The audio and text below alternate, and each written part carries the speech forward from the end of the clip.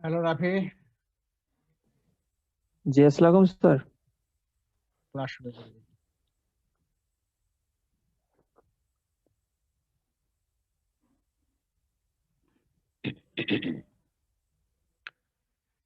আজকে আমরা পড়বো অ্যাসকারিস লুম্ব্রিকয়েডস এবং ইন্টারোবিয়াস ভার্মিকুলারিস দুইটা। অ্যাসকারিস লুম্ব্রিকয়েডস ওটার আরেকটা নাম হলো রাউন্ড, শেপটা রাউন্ডেড।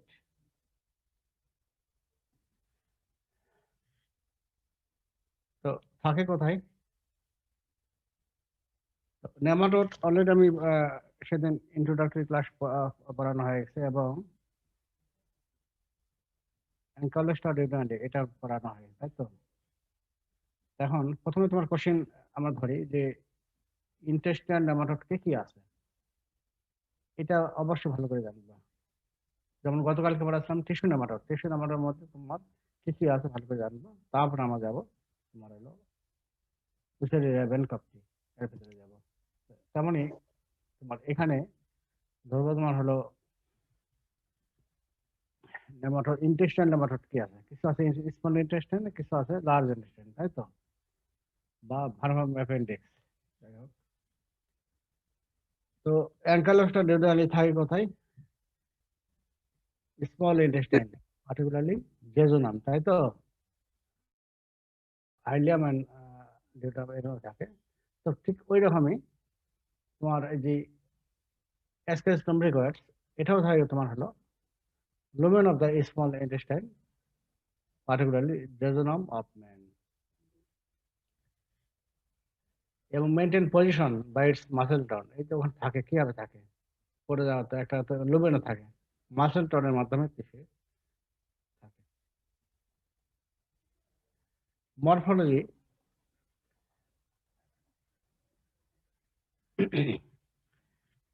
ইন্টেস্টাইন নেমাটোড যতগুলো আছে তার মধ্যে সবচেয়ে বড় হলো তোমার হলো এই যে অ্যাসকারিস লুম্ব্রিকয়েডস। কেন বড় হচ্ছে, ওর সাইজটা আমরা যখন দেখবো তখন জানবো।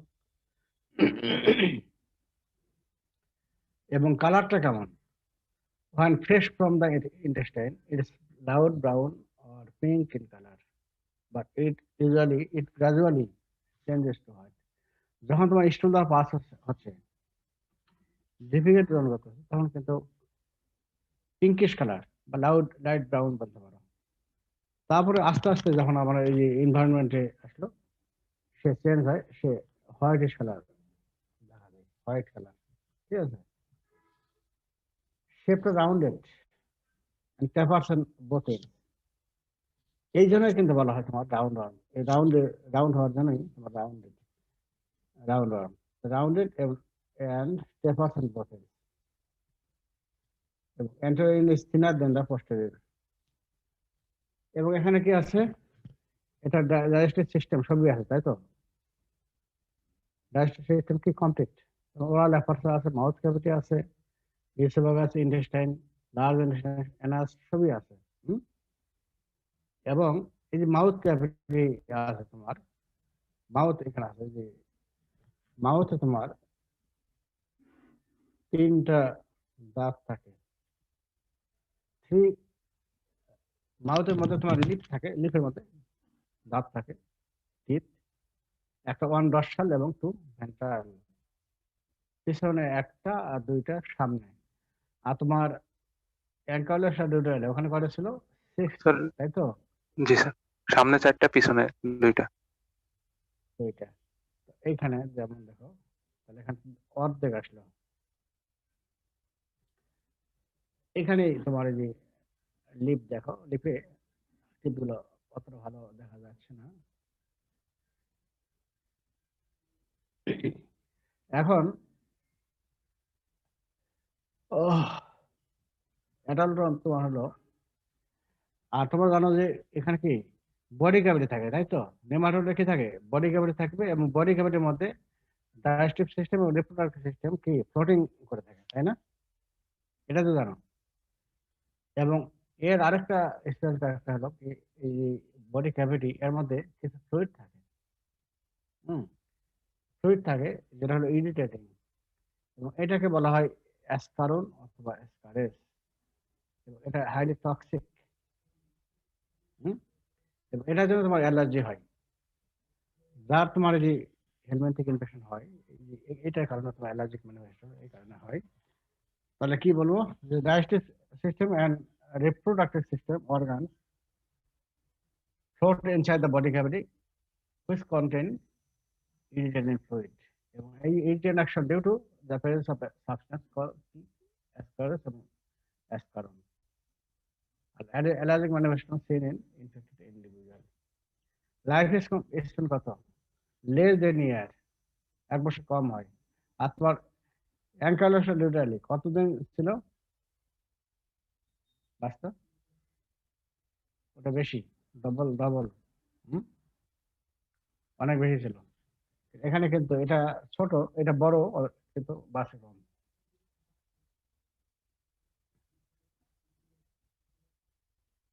তো ওই আগের যে গুলো পড়াইলাম ওগুলো ভালো করে জানবা। যেখানে যে ইন্টেস্টাইনে যে নেমাটোড আছে, যতগুলো আছে তার সবচেয়ে বড় হলো তোমার এই যে এটা এসকেস লম্বিকাস। এবং আচ্ছা, এগুলো দেখে না, এগুলো আর এডিট করতে চাচ্ছি না। তার মেলটা দেখো এখানে, এই যে লার্জেস্ট কেন বলা হলো, মেলের সাইজ দেখো 15 to 25 centimetre, not micron, centimetre. এবং ডায়ামিটার হলো 3 to 4 মিলিমিটার। তাহলে আমরা জানি 2.5 সেন্টিমিটার সমান 1 ইঞ্চি, তাই না? তাহলে কত ইঞ্চি দেখো তো, কত ইঞ্চি হয়? অনেক হয় না? হ্যাঁ, 8 to 10 স্যার। 8 to 10 আর বেশি। 8 8 9 16 8 না, তোমার হলো 6 to 10 ইঞ্চি, অনেক বড়। এবং ওই সাইজটা বেশি ভালো করে জানবা, সাইজটা অবশ্যই খেয়াল রাখবা। আর বাদ বাকিগুলো তোমরা এমনি পড়বা, কারণ একটা অর্গানিজম নিয়ে তোমার পড়তেছো, সেই জিনিসটা তুমি যদি না জানো তাহলে তো তোমার ওই কি বলবো, যে অনেক সময় এগুলো আমরা ইয়েতেও দেই, আমরা আসলে ম্যানেজ করতে পারি নাই। এখন তো এমন একটা দিন আসতেছে যে এই যে ওয়ার্ম গুলো পাওয়া যায় না, বুঝছো?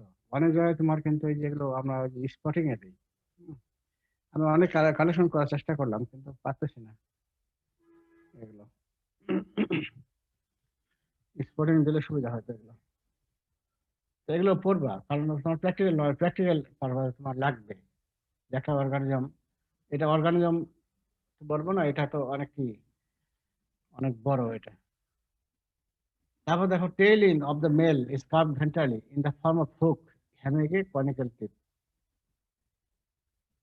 Genital pore opens into the cloaca from which two curved copulatory spicules are protruded.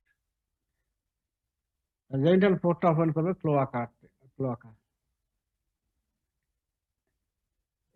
Anus opens with the ejaculate duct into the cloaca. এগুলো পরীক্ষা আসে না, কিন্তু তোমরা নিজেদের সাথে ইয়ে করবা। এই যেমন মেলে দেখো, এই যে স্পিকুলস আছে, অ্যানাস আছে, এগুলো দেখে নে, এগুলো আমি পড়াচ্ছি না। ফিমেলে দেখো, এগুলো দেখে নাও, পড়িও এগুলো। ফিমেলের সাইজটা দেখো, এটা লঙ্গার দেন লঙ্গার অ্যান্ড স্টাউটার দেন মেল, আরো বড়। দেখো size 25 to 40 centimetre length.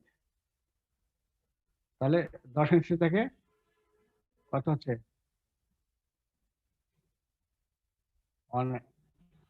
16 sir, 10 to 16। তাহলে তোমরা ওই যে সেন্টিমিটারই তোমরা ইয়ে করিও। মানে ইঞ্চি হলে আমরা ভালো করে বুঝি, তাই না? ইঞ্চি ইঞ্চি। আর 2.5 ইঞ্চি মানে কি, 1 ইঞ্চি মানে কি 2 আঙ্গুল, তাই না? 2 আঙ্গুল না? হ্যাঁ, তাহলে ইজিলি বুঝতে পারবো। আচ্ছা, আর ডায়ামিটার হলো 5 মিলিমিটার। এরপরে এখন তোমরা বাধ্য হয়ে গেলে দেখে নিও যে posterior extremity is conical and straight, anus subterminal. একবার শেষের দিকে না, কিন্তু মানে শেষের থেকে সামান্য একটু আগে থাকে, এবং open directly in the ventral aspect of the form of slit. এখন এই যে মেল ফিমেল আমরা পার্থক্য কিভাবে করবো, দেখো এখানে এইখানে ভালভা কোথায় ওপেন করে? Vulva opens at the junction of the anterior and the middle third of the body in the mid-ventral aspect. This section of the worm is narrower and is called valva loest. Vulva যেখানে opening হলো সেটাকে বলবো vulva lowest. Vulva lowest থাকে তখন ফিমেলে, মেলে থাকে না। এইখানে আমরা ফিগারে যখন দেখবো তখন আমি দেখাচ্ছি। এবং এখানে ইন্টারেস্টিং ঘটনা দেখো, এই mature female Ascaris revives about 2 lakh eggs per day. দিনে তাহলে কতগুলো ডিম পাচ্ছে চিন্তা করতে পারো? হ্যাঁ, 2 লাখ ডিম পাচ্ছে। হ্যাঁ, ভয়াবহ না? তাহলে মেলে হলো লেন্থ আর ফিমেল দেখে নিও। এই যে এখানে দেখো একটা মেল একটা ফিমেল, তাই তো? এখানে এই যে ফিমেলটা দেখো, এখানে এই যে ভালভা লোয়েস্ট আছে। হ্যাঁ, জেনিটাল ওপেন, এখানে যেখানে ওপেন করলো সেখানে বলবো ভালভা লোয়েস্ট। হ্যাঁ, এইটা এইটা তোমার ফিমেলে থাকবে, মেলে থাকবে না। হ্যাঁ, এটা দেখে মোটামুটি তুমি বুঝতে পারবে যে এটা মেল না ফিমেল। আরো অনেক পয়েন্টস আছে যেগুলো তোমার অলরেডি জানলা। তো স্পিকুলস আছে তোমার ইয়েতে, মেলে। এইখানে দেখো ঠিক এইরকম কালারই দেখা যায়। ঠিক আছে, এটাও কিন্তু ফিমেল, এই যে ভালভা লোয়েস্ট আছে। হ্যাঁ, এবং এই সেন্টিমিটার মাপতেছে এটা।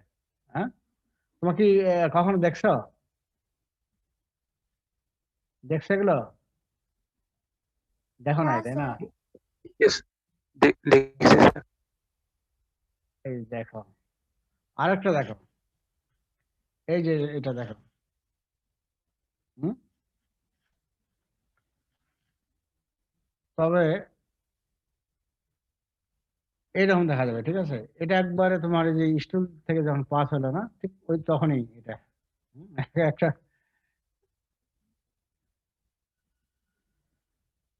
এবং এটা দেখো, এটা আরো ভালো, এই যে এইরকমই দেখা যায়। কত মোটা দেখছো, কত লম্বা। এবং বেশ করে যখন দেখা যায় যে এই যে বেশ করে বাচ্চারা ডিবেট করে, তখন ওই ওই সময় তো ওরা এনার্জি বের হয়, তাই তো?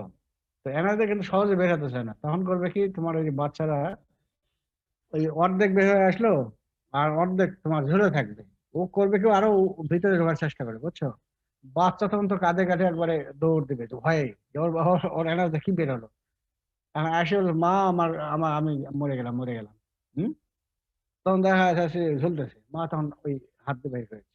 হম, ভয়াবহ অবস্থা, একসময় ভয়াবহ ছিল, কিন্তু এখন কিন্তু আমি বারবার বলি তো যে আমাদের বাংলাদেশের অবস্থাটা কি, কতটুকু পরিবর্তন হয়ে গেছে। হ্যাঁ, 90 দশক কি ছিল আর এখন কি, তা কল্পনা করা যায় না। অনেক চেঞ্জ। এখন এর সঙ্গে ভালো জানতে হবে।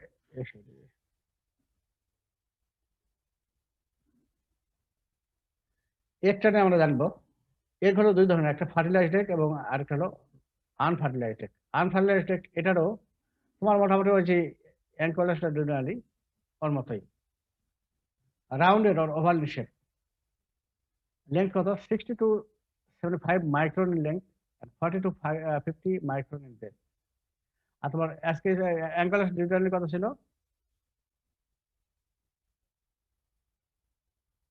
কত ছিল? 65 to 65 আর 40 ছিল, তাই না? নাকি কত ছিল? এগুলো দেখে নেবা, এগুলো অবশ্যই পরীক্ষায় তোমাদের দেওয়া হবে, এগুলো প্র্যাকটিক্যাল পরীক্ষায় রাখতে হবে। তাহলে এটা হলো রাউন্ডেড ওভাল শেপ এবং লেন্থটা হলো 60 to 75 মাইক্রন লেন্থ আর 40 to 50 মাইক্রন ইন ডেপথ। তারপর দেখো এটা হলো বাইল স্টেন। রাখেন।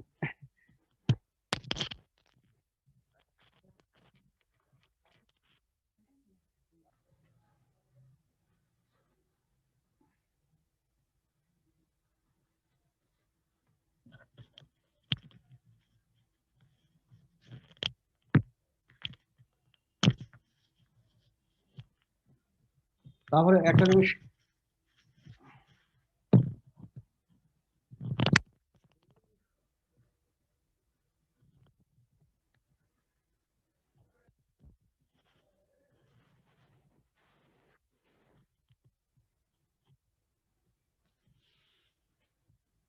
তারপরে একটা জিনিস আমি বলেছিলাম যে এর কয় ধরনের, বাইলিস্টেন এবং নন বাইলিস্টেন, তাই না?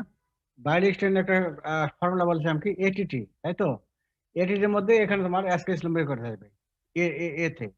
আর টিটি, তিনটা টি আসবে, ট্রাইসিস ট্রাইসিটা, ফিনাইলসায়ানাইড এবং ন্যাসোলিয়াম, তাই তো? এই হলো এই হলো চারটা। আর বাদ বাকি সব হলো নন বাইলিস্টেন। তো এটা হলো বাইলিস্টেন, এবং বাইলিস্টেন কালার হবে কি, গোল্ডেন এলো কালার, তাই তো? গোল্ডেন ব্রাউন বা যেটাই বলতে পারি, মানে বাইলিশ কালার আর কি, ইয়েলোইশ কালার, বা বলতে পারি গোল্ডেন ব্রাউন কালার। এরপরে এখানে দেখো যে কাভারিং যে তোমার ওয়ালটা আছে, হ্যাঁ, এই ওয়ালটা হবে থিক এবং ট্রান্সপারেন্ট, এবং এখানে ওয়ালে থাকে তোমার অ্যালবুমিন থাকে, অ্যালবুমিন দিয়ে করতে হলো, অ্যালবুমিনাস, অ্যালবুমিন দিয়ে তৈরি। এবং অ্যালবুমিনটা তোমার খাসখারা থাকে, রুগোসিটি খাসখারা থাকে। এই জন্য বলা হচ্ছে দেখো, surrounded by thick smooth transparent shell with an outer alveolus coat which is thrown into rugosities। আরো পরে বলতেছি দেখো, এবং ভিতরে থাকবে কি, contains very large unsegmented ovum। Ovum যেটা ভিতরে থাকবে তোমার কোটের ভিতরে এই থাকবে আনসেগমেন্টেড ওভাম।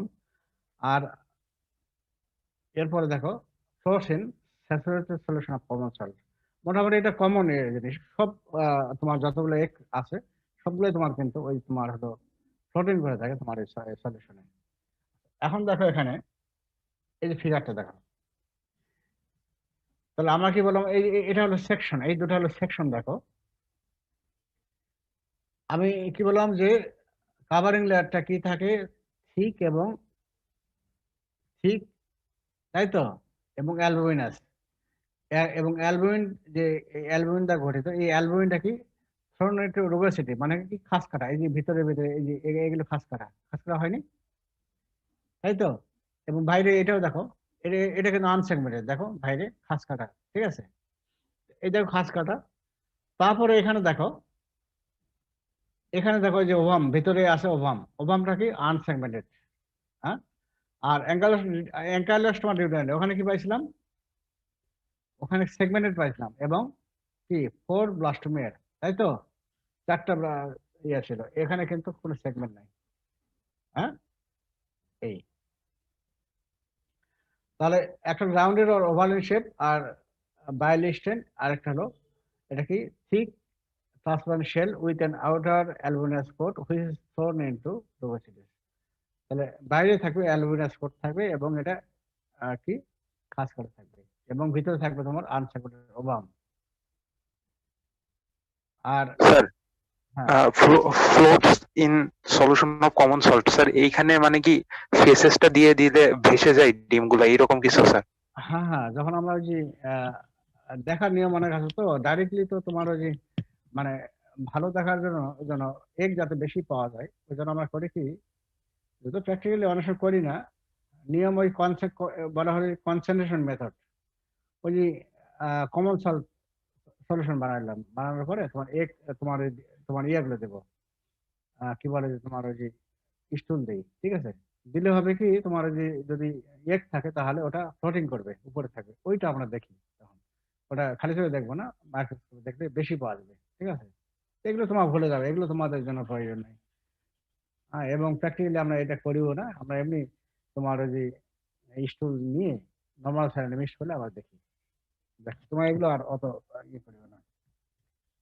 আচ্ছা, আনফার্টিলাইজড, এটা কেমন দেখো, এটা হলো ন্যারোয়ার এবং লঙ্গার।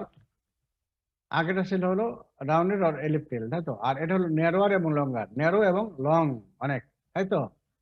সাইজ কত দেখো, 80 micron length by 55 micron in breadth and more. এটা হলো এলিপ্টিক্যাল, দেখেন এটা এলিপ্টিক্যাল।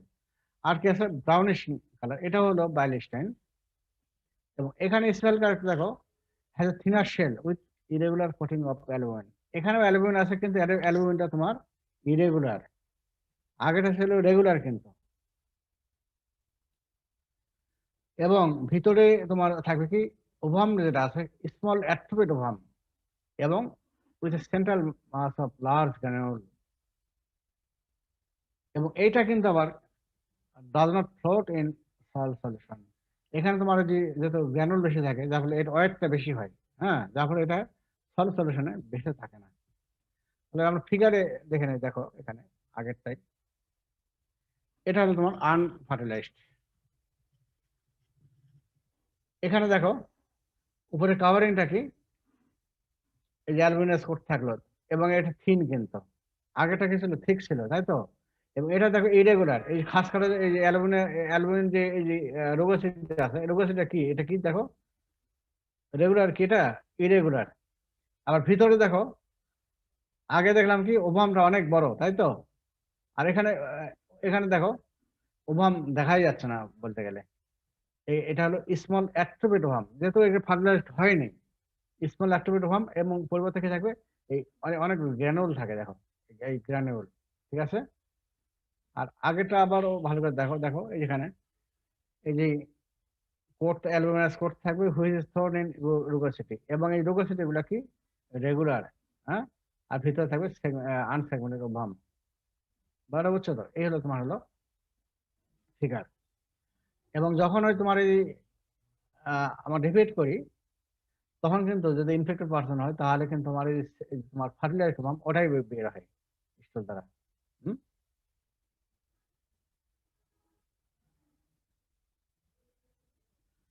আচ্ছা, এখন তোমার লাইফ সাইকেল আসো। এখানেও তোমার লাইফ সাইকেলে কিন্তু বিশেষ করে তোমার ইন্ডাস্ট্রিয়াল যে নেমাটোড গুলো, এগুলোর কিন্তু ইন্টারমিডিয়েট হোস্ট থাকে না, শুধু man is the only definitive host. হ্যাঁ, নো ইন্টারমিডিয়েট হোস্ট রিকোয়ার্ড, এবং man is the one definite host. হ্যাঁ, এবং সাইকেল স্টেজ কয়টা, আগের মতো কিছুটা মিল আছে, আবার কিছুটা অমিল আছে, মিল অমিল দুটাই আছে। দেখো প্রথম হলো এক্স ইনফিসিস, আগেরটাও ছিল এক্স ইনফিসিস, ডিভিট করতেছে তখন এক পাস হলো। তারপর তোমার হলো ডেভেলপমেন্ট সয়েল, আগের মতোই সয়েলে গেল, ডেভেলপমেন্ট হলো। তারপর তোমার দেখো infection by ingestion and liberation of larva, আগেরটা হলো তোমার ইনফেকশন বাই স্কিন পেনিট্রেশন, তাই তো। আর এখানে কিন্তু ইনজেকশন, খাবার মাধ্যমে অরফিক্যাল রুটে আসতেছে, ঠিক আছে। তারপরে তোমার মাইগ্রেশন, আগেরটাও মাইগ্রেশন ছিল, এখানে মাইগ্রেশন, তো এখানে মাইগ্রেশনটা সেপারেট হবে। তারপর তোমার হলো সেক্সুয়াল ম্যাচুরিটি আসবে, এবং রিএন্ট্রি স্টোমাক অ্যান্ড স্পিনেশন, তারপর সেক্সুয়াল ম্যাচুরিটি হবে, এবং এগ লিবারেশন। এই হলো 6টা স্টেজ। এখন এখানে দেখো, এখন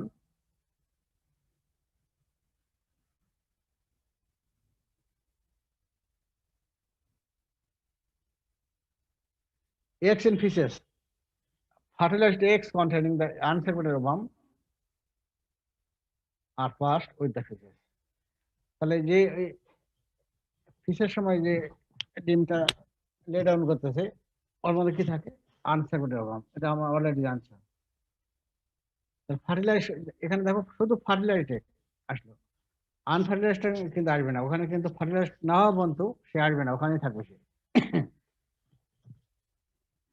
তাহলে এটা আসলো, এবং এই আসলো, আসার পরে they not infective to man ওখানে ফ্রেশলি পাস্ট, যেমন অ্যাঙ্গালোস ডিউনালে ওখানে কি ছিল, যখন ফ্রেশলি পাস হলো তখন কি ইনফেক্টিভ ছিল, তখন ইনফেক্টিভ ফর্ম ছিল না, ওটা কি হতো, তোমার ডেভেলপমেন্ট হয়, তারপর তোমার স্কিন পেনিট্রেশন করে ঢুকতো, তাই তো।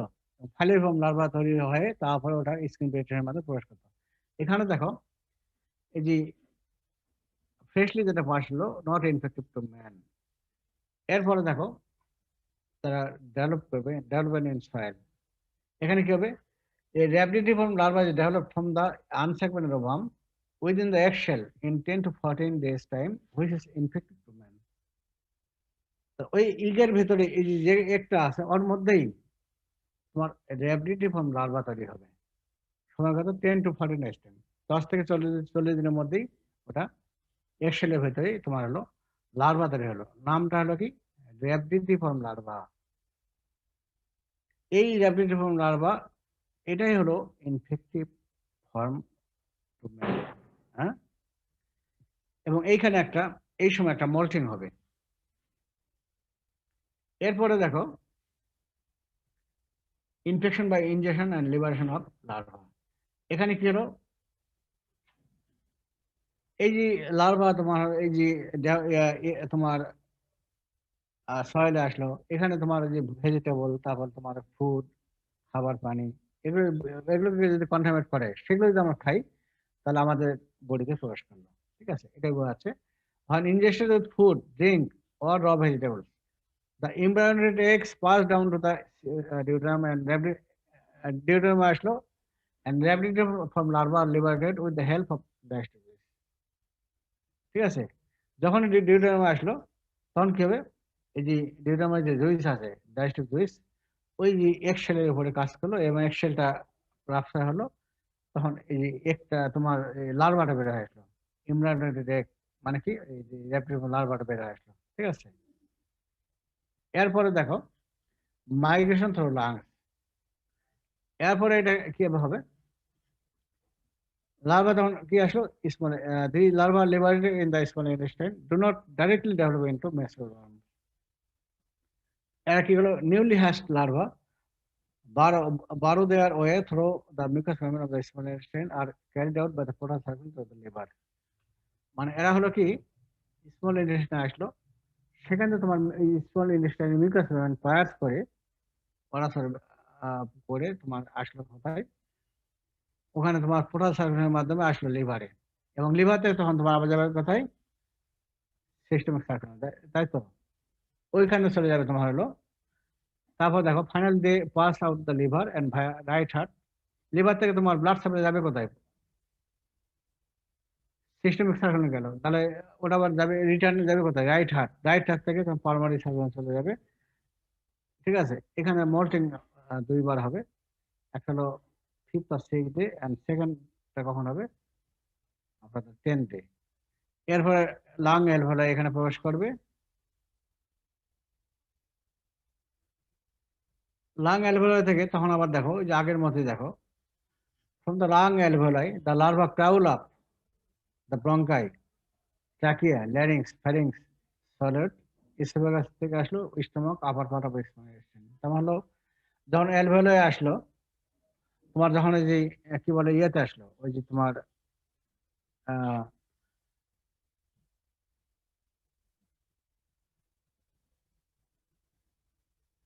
অ্যালভেওলাই থেকে যাবে কোথায়,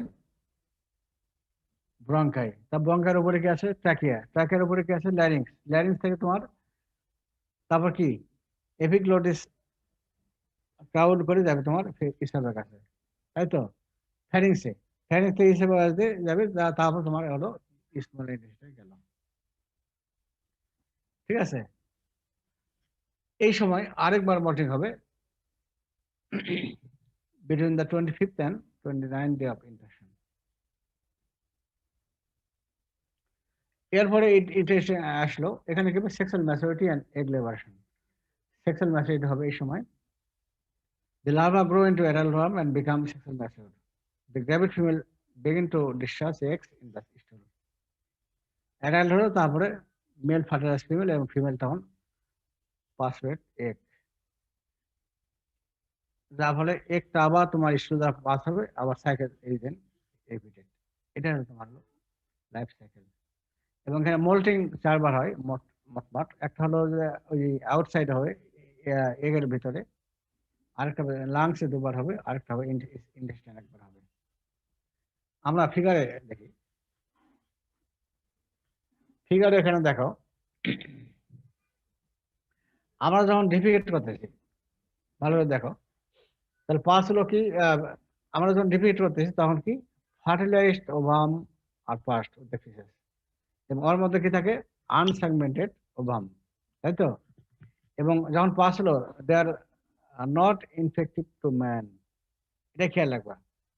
তখন কি করতে হবে, সয়েলে আসলো, মানুষ কি করে, যেখানে সেখানে পায়খানা করলো, তাই তো, সয়েলে যখন আসলো তখন তার ডেভেলপমেন্ট হবে। এখানে প্রথম কি হবে, এই দেখো এখানে এই সয়েলে আসলো, এখানে এই যে এগের ভিতরেই, এগ সেলের ভিতরে তোমার যে এই যে তোমার ওভামটা আছে, ওভামটা তখন তোমার কি হবে, ডেভেলপমেন্ট হয়ে হবে তোমার লার্ভা হবে। ওই লার্ভার নাম কি হলো, র্যাবডিটিফর্ম লার্ভা। এবং এই র্যাবডিটিফর্ম লার্ভা, এই দেখো এই যে এগুলো হলো এগ, এগ থেকে দেখো এই যে এখানে দেখো এগ সেলের ভিতরে দেখো লার্ভা তৈরি হলো, তাই তো। এই larva, this is the infective form of man. হ্যাঁ, এখন এই ইনফেক্টেড ফর্মটা আমাদের বডিতে কিভাবে প্রবেশ করতে করতেছে? আমরা যখন বিভিন্ন জায়গায় ধরো পায়খানা করতেছি, বা কৃষক ভাইরা কি করে, হ্যাঁ, স্যার ফার্টিলাইজার ফার্টিলাইজার ফেসেস। দিচ্ছে তাই তো, বিশেষ নিয়ে শস্য খেতে দিচ্ছে তাই তো। তো সেখানে মনে করি ইনফেকশন কন্টামিনেট হতে পারে। তাহলে এই এই এই ফিঙ্গারটা এখানে দেখো, সেখানে শাকসবজি, তারপরে আবার আদার যে খাবার টাবার আছে কন্টামিনেট করলো। এখানে ডেভেলপ হওয়ার পরে কি পানি আছে, পানিতে তারা পানিকেও কন্টামিনেট করলো ডেভেলপমেন্ট হওয়ার পরে।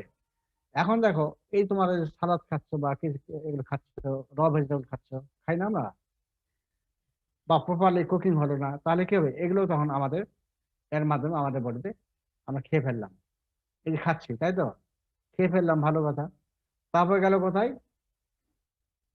এটা তোমার খাইলে কি যাবে কোথায়? স্মল, তোমার স্টোমাকে কিছু হবে না, যাবে তোমার স্মল ইন্টেস্টাইন। স্মল ইন্টেস্টাইন যখন গেল, তখন কি হবে? সেখানে ডাইজেস্টিভ জুইস কি করবে?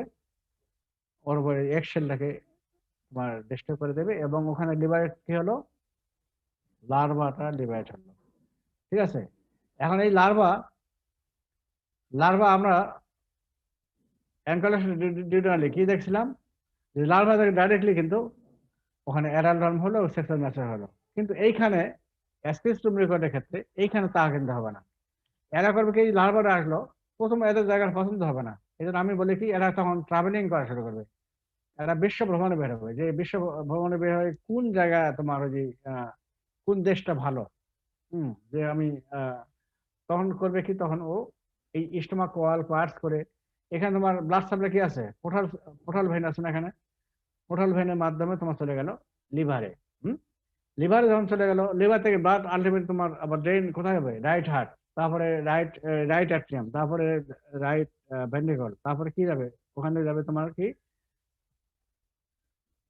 তোমার পালমোনারি আর্টারি স্যার। আহ, আগেই যাবে না, ওই যে সংক্ষেপে বলা আছে এটা। তারপর তোমার তো লেফট ভেন্ট্রিকলে যাবে তাই তো, নাকি? লেফট ভেন্ট্রিকল যাবে না?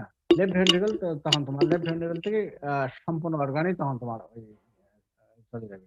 বেশ করে পালমারি লাংসে যখন গেল, এই লাংসে যখন গেল, লাংস তখন করলো কি, লার্ভাটা তখন ওই যে পাস করে অ্যালভেওলাই এখানে চলে গেল, অ্যালভেওলার স্পেস চলে গেল, এবং অ্যালভেওলাই থেকে যখন গেল, এখান থেকে তারা অ্যালভেওলাই থেকে এখানে কি আছে? ব্রঙ্কাস, এই ব্রঙ্কাস দিয়ে তারপরে ব্রঙ্কাসের এই ব্রঙ্কাস থেকে কি, তার উপরে কি আছে?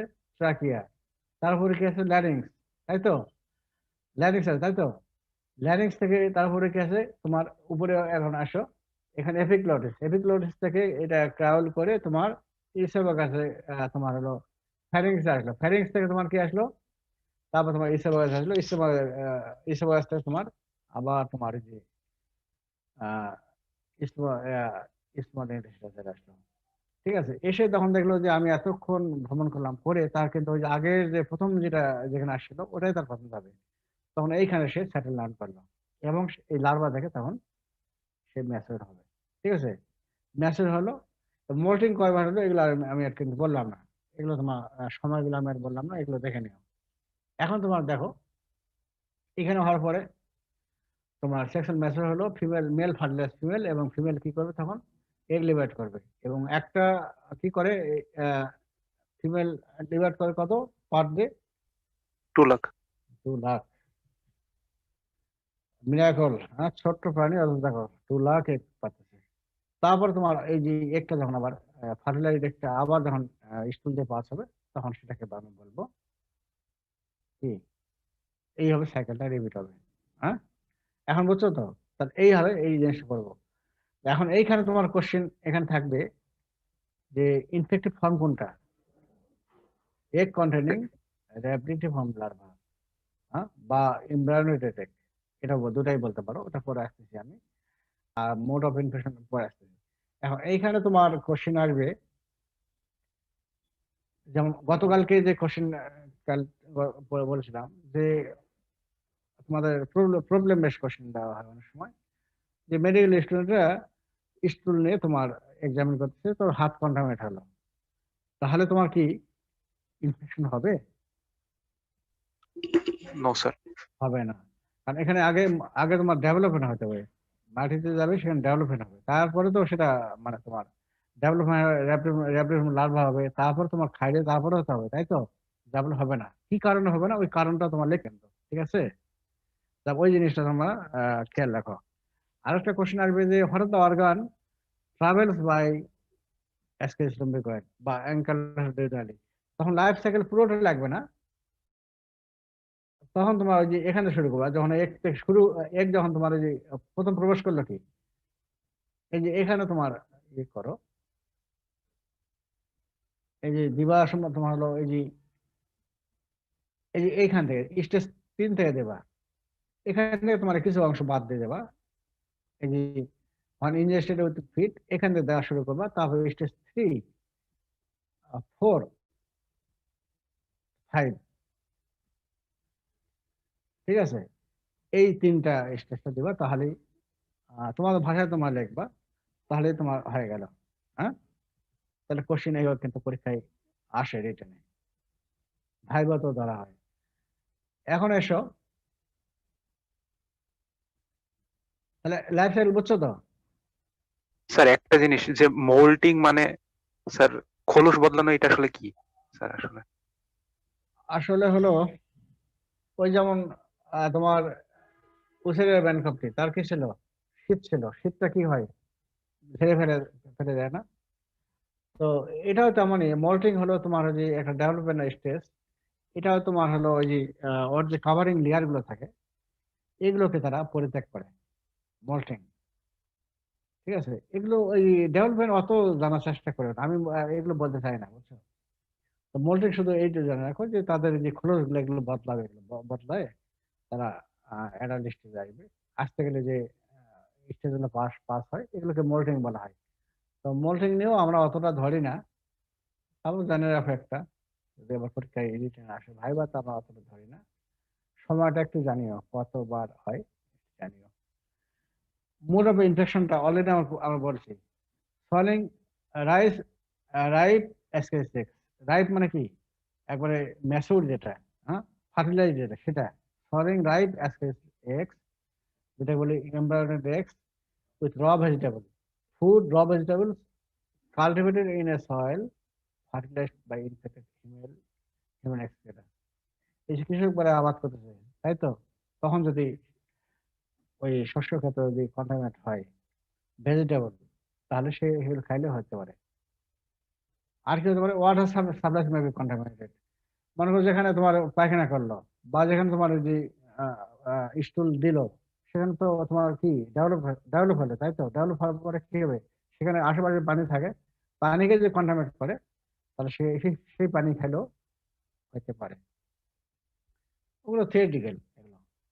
আর এই যে এটাও থিওরিটিক্যাল বলো, infection may also occur by inhalation of desiccated eggs in the dust reaching the pharynx and further, এটাও তোমার হলো থিওরিটিক্যাল। তবে রিটেনে যখন লিখবা তখন সবগুলোই লিখবা।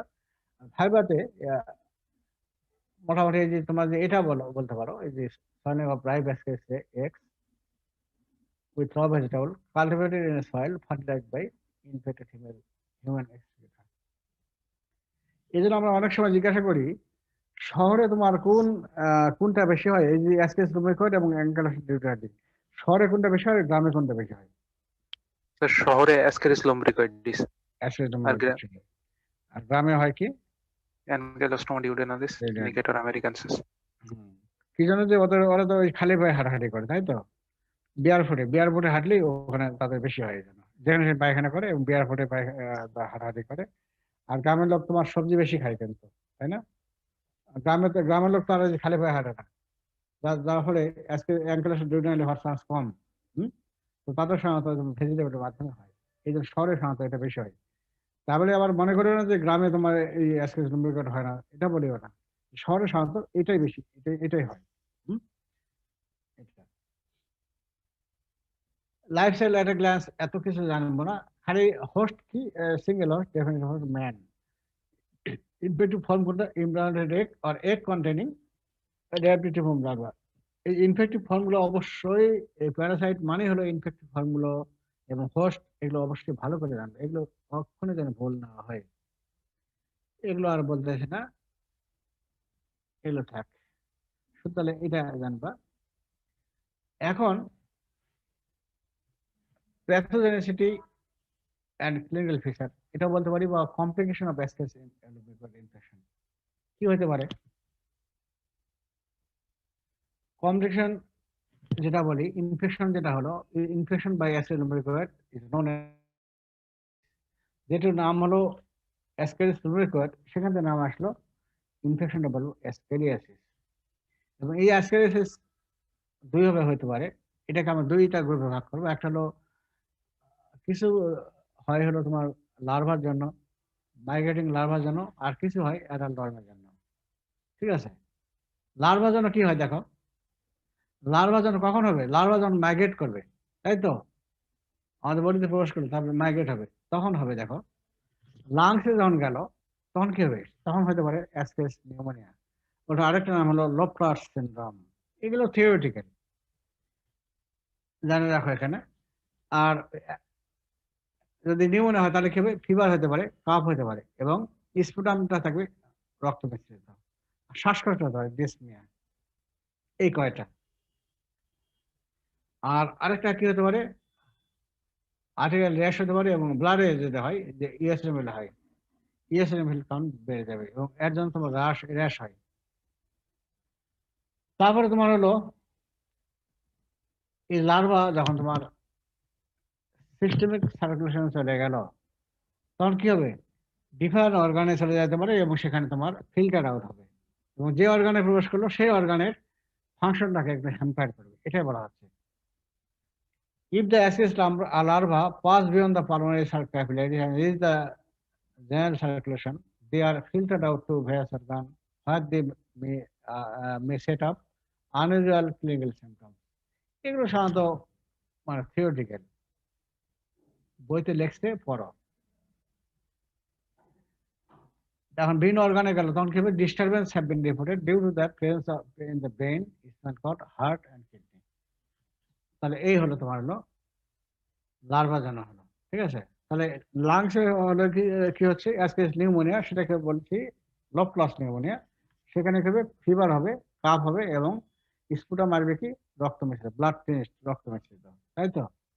তারপর তোমার ব্লাড যদি নেই কি হবে, সেখানে তোমার হলো ইওসিনোফিলিয়া হবে এবং র্যাশ হবে, তাই তো।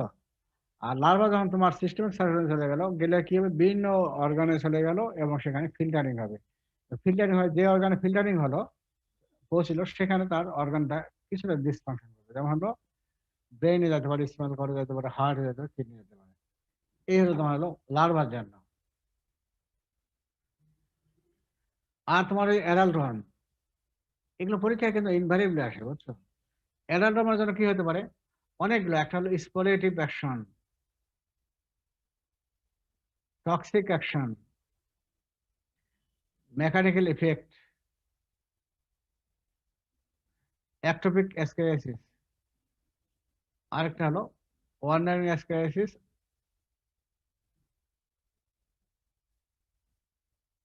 এই এখন এখানে দেখো, আমরা পড়ি এখন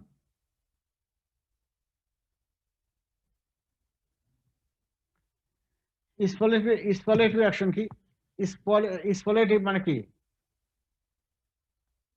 বাংলা কি,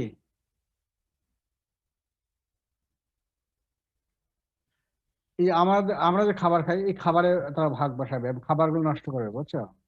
এটা স্পলেটিভ অ্যাকশন।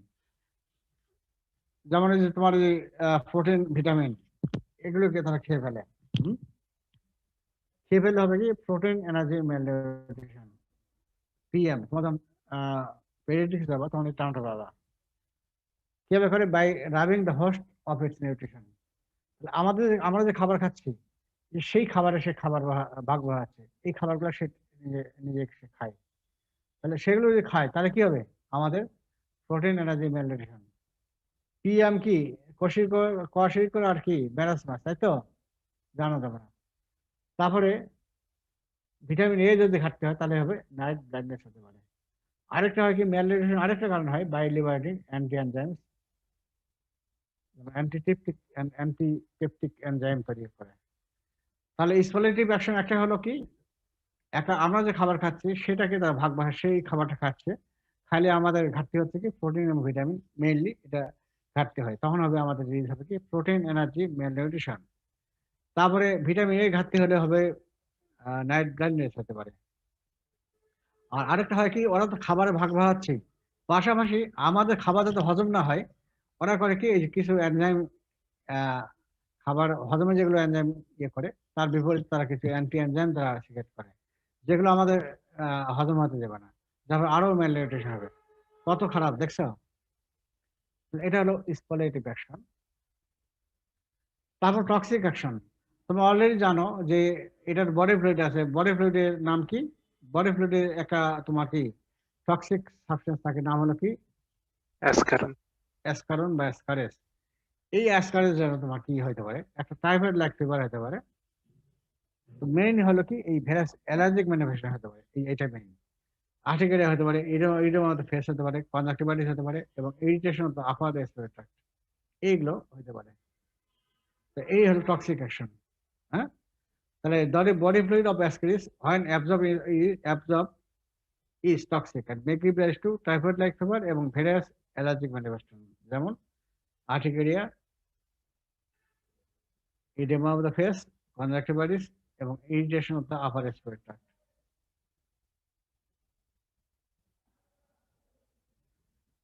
মেকানিক্যাল এফেক্ট কি হতে পারে? আর এখানেই বলে নেই, তোমাকে তোমার অ্যান্টি হেলমিট কয় মাস পর পর খাও? 3 মাস পর পর স্যার। হ্যাঁ, তো 3 মাস পর পর খাও। হ্যাঁ 3 থেকে 4 মাস পর পর অবশ্যই খাইতে হবে, ঠিক আছে? এই জন্য, এবং যখন খাবা তখন ফ্যামিলির সবাই খাবা, এবং স্যার হ্যাঁ কখনো তো খাইনি স্যার অ্যান্টি। বলো কি, এগুলো খাইতে হয়, এখন থেকে নিয়মিত খাবা। জি স্যার। এখন মেকানিক্যাল এফেক্ট, ওটার আরেকটা নাম হলো সার্জিক্যাল এফেক্ট। এগুলো আমরা ভাইবাতে কিন্তু ইনভ্যারিয়েবল ধরি, বুঝছো? রিটেন তো আসি। মেকানিক্যাল এফেক্ট অথবা সার্জিক্যাল এফেক্ট কি হতে পারে? এই যখন মনে করো একটা ইন্টেস্টাইন যখন অনেকগুলো, এই যে তোমার অ্যাডাল্ট একটা তো থাকে না, শও থাকে না, তাই না? অনেক থাকে। তো অনেকগুলো যদি থাকে তাহলে সেগুলো কি, সেগুলো কিন্তু এক জায়গায় জড়ো হয়ে থাকে, বুঝছো? বোলাস ফর্মেশন করে। হ্যাঁ, বোলাস ফর্মেশন করে। এখন তোমার ইন্টেস্টাইনে বোলাস ফর্মেশন করে থাকে, তাহলে কি ইন্টেস্টাইন অবস্ট্রাক্ট হবে না? লুমেনটা বন্ধ হয়ে যাবে না? বেশি কাঁধে হয়, particularly in young children, because small size of intestinal lumen. A large number of ascaris forming a bolus has been known to produce intestinal obstruction, particularly in young children, because of relative small size of intestinal lumen. এটা অবশ্যই ভালো করে জানবা। আমরা এখানে জিজ্ঞাসা করি যে intestinal obstruction কার হয় বেশি? বাচ্চাদের বেশি হয়। ভাইবার কোশ্চেন এগুলো জিজ্ঞাসা করি, বাচ্চাদের বেশি হয়। কেন বেশি হয়? বাচ্চাদের লুমেনটা ছোট হয়, এই জন্য ওদের ইন্টারেস্টেড অবসেশনটা বেশি হয়, ঠিক আছে? যখন বোলাস ফর্মেশন করে তারা হলো ইন্টারেস্টেড অবসেশন। আবার আরেকটা দেখো, ইন্টারসাসেপশন।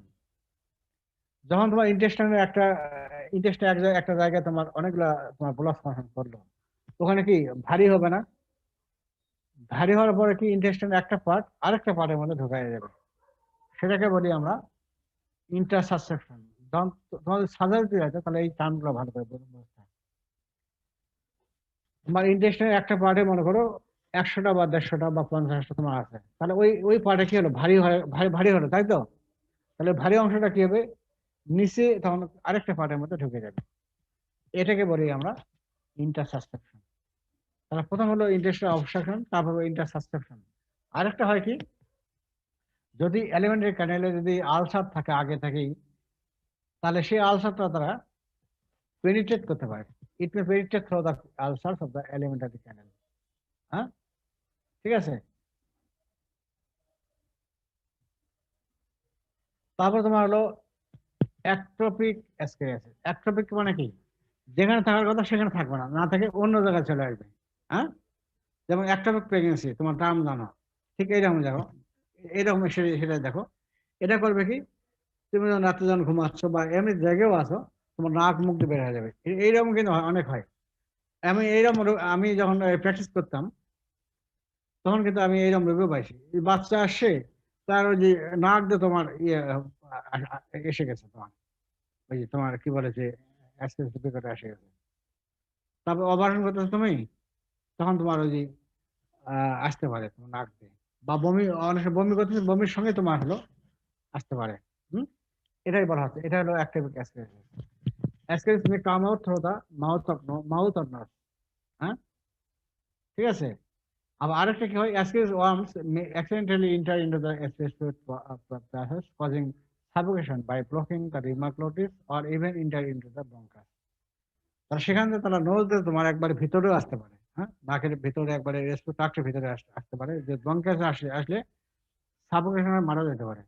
এই জন্য কি হয়, অপারেশন করার আগে, কিছুদিন আগে অবশ্যই অ্যান্টি অ্যালবেন্টিক খাওয়াইতে হয়। হুম, ঠিক আছে। নাহলে তোমার সার্জারি, যে সার্জন, তার সমস্যা হতে পারে এগুলো কারণে। ওয়ান্ডারিং অ্যাসকেরিয়াসিস, ওয়ান্ডারিং মানে হলো কি, তারা ওই ট্রাভেলিং এ বেরোবে, যেখানে থাকলো সেখানে না থাকে, আশেপাশে অর্গানে তারা মানে মানে বেড়াবে, ট্রাভেলিং করবে, এটা হলো ওয়ান্ডারিং অ্যাসকেরিয়াসিস। এখানে কি হবে, যেমন তোমার হলো কাছে কি থাকে, ইন্টেস্টাইনের কাছে কি থাকে, ওখানে কি থাকে, অ্যাপেন্ডিক্স থাকে, অ্যাপেন্ডিক্সের মধ্যে প্রবেশ করলো, তাহলে হবে কি, অ্যাপেন্ডিসাইটিস। তারপরে সেখানে তোমার কি বিলাইয়ের ভাঁজ থাকে, সেখানে যদি ঢোকে তাহলে কি হবে, বিলাইয়ের ভাঁজ যদি বন্ধ হয় তাহলে কি অবস্ট্রাকটিভ জন্ডিস হতে পারে। তার প্যানক্রিয়াটিক ডাক্টের মধ্যে ঢুকতে পারে, লুমেনে, তাহলে কি হবে, অ্যাকুট হেমারেজ প্যানক্রিয়াটাইটিস। এই হলো তোমার হলো ওয়ানারি অ্যাসপিরেসিস। তারপরে লিভারও আসতে পারে এবং সক্ষম করতে পারে লিভার অ্যাক্সিস, তবে এটা থিওরিটিক্যাল। এখানে ফিগার গুলো দেখো তো, এই যে ইন্টেস্টাইন দেখো, এই যে বাম সাইডে, রাইট সাইড, ডান সাইডে দেখো, এখানে আগে এখানে দেখো, দেখো এই যে এখানে দেখো কতগুলা, দেখো এই যে কি অ্যাসকেস গুলো কেমন আছে দেখো তো, একটার সঙ্গে আরেকটা কি ব্লাস ফর্মেশন আছে না। এরকম যদি মনে করো 50টা 100টা এক জায়গায় জড়ো হয় তাহলে কি হবে, ইন্টেস্টাইন কি অবস্ট্রাকশন হবে না, হতে পারে কিনা? হ্যাঁ, জি স্যার। এটাই ফ্যাক্ট। এবং যখন ব্লাস ফর্মেশন করলো, যে অংশ ভারী হয়ে গেল সেটা কি নিচে দেবে যাবে, ইন্টেস্টাইন আরেকটা অংশে ঢুকে গেল, সেটাকে বলো ইন্টারসাবসেপশন। আবার দেখো এখানে, এই যে ইন্টেস্টাইন আলসার আগে থেকে আছে, হ্যাঁ, সে পেনিট্রেট করে সে ওখান থেকে করতে পারে। এই যে এখানে দেখো, এই যে দেখো এখানে দেখো, এই ফিগারটা দেখো তো, এই যে একটা এখানে দেখো কতগুলো আছে, দেখো এই যে এইখানে দেখো পার্স করছে, তাই তো, আলসার। আবার পরেরটা দেখো, এই যে লুমেনটা দেখো তো কতগুলো আছে, শো আছে না, অনেক আছে। হুম, অনেক। তাহলে আমরা এখন বলবো যে প্যাথোজেনেসিস, একটা হলো যে তোমার হলো অ্যাসকেরিস লার্ভার জন্য হতে পারে কি, একটা হলো লাংসে যখন গেল তখন হবে কি লোপ্লাস নিউমোনিয়া, বা কি লোপ্লাস নিউমোনিয়া সেটাকে বলে কি। তো সেখানে কি হবে, আচ্ছা সেখানে কি হবে তোমার, সেখানে হবে তোমার হলো ফিভার হবে, কাফ হবে, এবং স্পুটাম যেটা আসবে ব্লাড টেস্ট, রক্ত মিশ্রিত। হ্যাঁ, তারপর তোমার কি ব্লাডের গেল ইএসএমএল হবে এবং আর্টিকেল র্যাশ হবে। তারপরে সেই লার্ভাটা যখন তোমার সিস্টেমিক সার্কুলেশন চলে গেল, তখন তোমার ডিফারেন্ট অর্গানে চলে গেল, তখন কি হবে, ডিফারেন্ট অর্গানে তখন কি ফিল্টারিং হবে, ফিল্টারিং হয়ে সেই অর্গানে ডিসফাংশন করবে। মেনলি যাবে কোথায়, ব্রেনে যেতে পারে, স্প্লিন যেতে পারে, লিভারে যেতে পারে, বিভিন্ন অর্গানে যেতে পারে। অর্গান ডিসফাংশন সাময়িকভাবে করতে পারে। আর তোমার কি হলো যে অ্যাডাল্ট ওয়ার্ম, এটার জন্য কি হতে পারে, একটা হলো কি, প্রথম কি বললাম তোমার স্পলেটিভ অ্যাকশন। স্পলেটিভ অ্যাকশন কি হলো, যে তারা আমরা যে খাবারটা খাচ্ছি এই খাবারের উপর তারা ভাগ বসাবে, প্রোটিনটা খাবে, ভিটামিনটা খাবে, তারপরে কি হবে, প্রোটিন এনার্জি ম্যালনিউট্রিশন হচ্ছে। তারপরে ভিটামিনের ঘাটতি হলে কি হবে, তখন নাইট ব্লাইন্ডনেস হতে পারে। তারপর তোমার কি হবে, ওরা আমরা যাতে হজম না করতে পারি, তখন অ্যান্টি পেপটিক এনজাইম সিক্রেশন করবে, যেগুলো আমাদের খাবার হজম হতে দেবে না, তখন আমরা ম্যালনিউট্রিশন হবে। এর তোমার হলো স্পলেটিভ অ্যাকশন। তারপর কি হলো, সার্জিক্যাল ইফেক্ট অথবা মেকানিক্যাল ইফেক্ট, তাই তো? এখানে কি হবে, ইন্টেস্টাইন যখন তোমার একসঙ্গে অনেকগুলো বোলাস ফর্মেশন করলো, ইন্টেস্ট অপশন হলো, আলটিমেটলি কি হবে তখন, তারপরে কি একটা লুমেন আরেকটা ইন্টেস্টাইন আরেকটা লুমেন আরেকটা লুমেন হয়ে গেল, তখন বলবো ইন্টারসাসেপশন। আর যদি সেখানে তোমার আলসার থাকে, আলসার পেনিট্রেট করবে, এই হলো তোমার মেকানিক্যাল ইফেক্ট। আর অবস্ট্রাকশন কাদের বেশি হয়, বাচ্চাদের বেশি হয়, কি জন্য, তাদের ইন্টেস্টাইন লুমেন তাদের এটা হলো ন্যারো হয়, এই জন্য তোমার হলো ওদের বেশি হয়, তাই তো? তারপর তোমার একটোপিক একটোপিক আরেকটা এর আগে আরেকটা বললাম, বাদ গেল, কি হলো সেটা, তোমার হলো ওই যে সাইড এফেক্ট, যেটা হলো তোমার হলো যে অ্যাসকারনের জন্য যেটা হচ্ছে, একটা হলো টাইফয়েড লাইক ফিভার, আরেকটা হলো বিভিন্ন অ্যালার্জিক ম্যানিফেস্টেশন হচ্ছে, তাই তো? যেমন আর্টিকেরিয়া র্যাশ হচ্ছে, আর্টিকেরিয়া র্যাশ হচ্ছে, তারপর কি তোমার হলো আহ তারপর তোমার কি কনজাক্টিভাইটিস হচ্ছে, হ্যাঁ, এগুলো হচ্ছে, টাইফয়েড লাইক ফিভার হচ্ছে, এগুলো।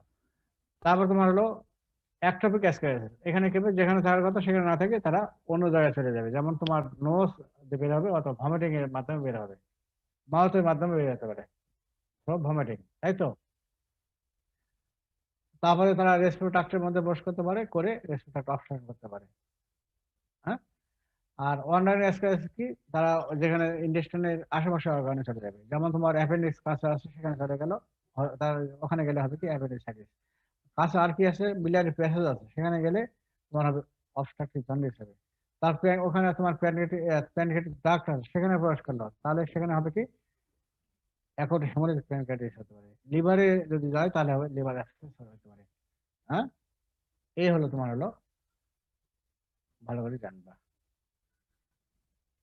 ডায়াগনোসিস আমরা কিভাবে জানবো, একটা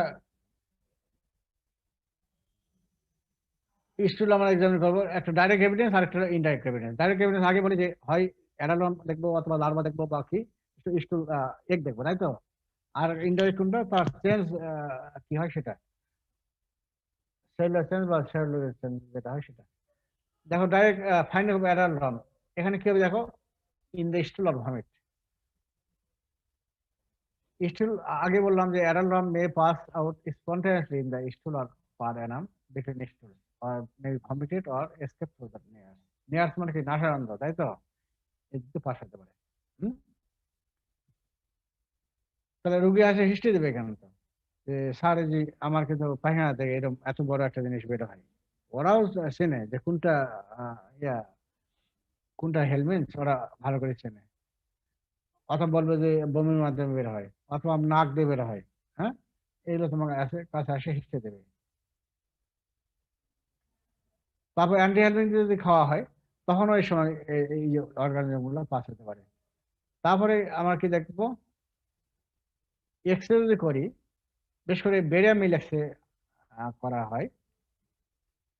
বেরিয়া মিল এক্সরে করলে এখানে পাবো কি, রেডিও ওপেক শ্যাডো পাওয়া যাবে, স্টিং লাইক শ্যাডো পাওয়া যাবে। এগুলো যখন তোমার ওয়ার্ডে যাবে তখন এগুলো ভালো করে জানবা।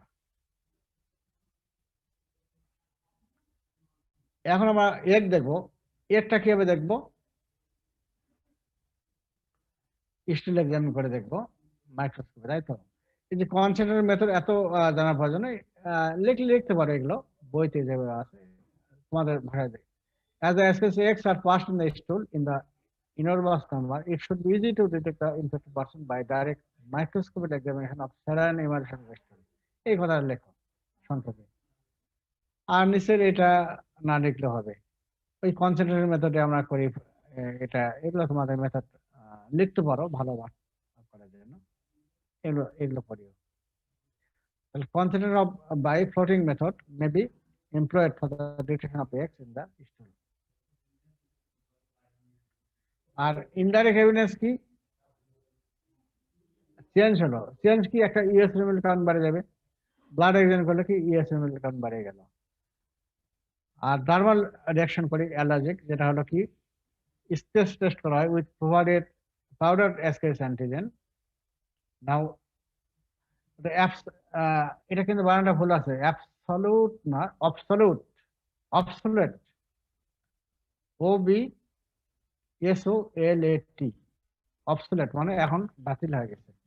আগে করা হতো কি একজন পাউডার বানাতো, এই যে অ্যাসকারিজ আছে ওরা দিয়ে পাউডার তৈরি করা হতো, তৈরি করে কি করা হতো স্কিনে তোমার দেওয়া হয়তো, দিলে রেয়াস হলে বুঝতাম যেটা তোমার হেলমিন্দিক আছে। কিন্তু এখন এটা যেহেতু ওই অ্যালার্জিক রিয়াকশন হয় ওই জন্য এখন আর করা হয় না, এই জন্য এটা বাতিল করা আছে, অবসোলেট।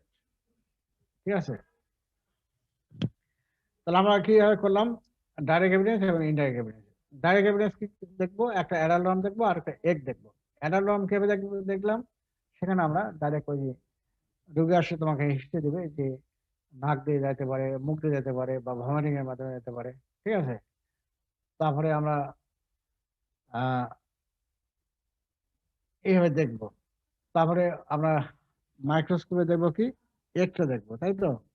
এখানে কি কোন মেথডে দেখলাম সেটা তোমরা পড়ে নাও, আর আমি পড়াচ্ছি না। এখন আমরা পড়বো হলো, তাহলে এসকেস ডোমিনিকোয়েটস কি কোনো কোশ্চেন আছে তোমাদের? স্যার ওই ট্রিটমেন্টটা একটু মানে মানে কিভাবে কোন ওষুধ খাবো 3 মাস পর পর ওইটা একটু স্যার। ট্রিটমেন্ট অনেক আছে, যেমন তোমার হলো ম্যাবেন্ডাজল আছে। ম্যাবেন্ডাজল দিনে 2বার করে খাইতে হয়, মানে 6টা, মানে একটা স্টিপে 6টা ট্যাবলেট পাওয়া যায়, ওটাই সবচেয়ে ভালো ম্যাবেন্ডাজল। সকালে একটা রাত্রে একটা, ভাত খাওয়ার পর পর 3 দিন। আর এটা সবচেয়ে ভালো। এর আর আরেকটা হলো সহজ মেথড যেটা আছে সেটা হলো অ্যালবেন্ডাজল পাওয়া যায়, অ্যালবেন্ডাজল।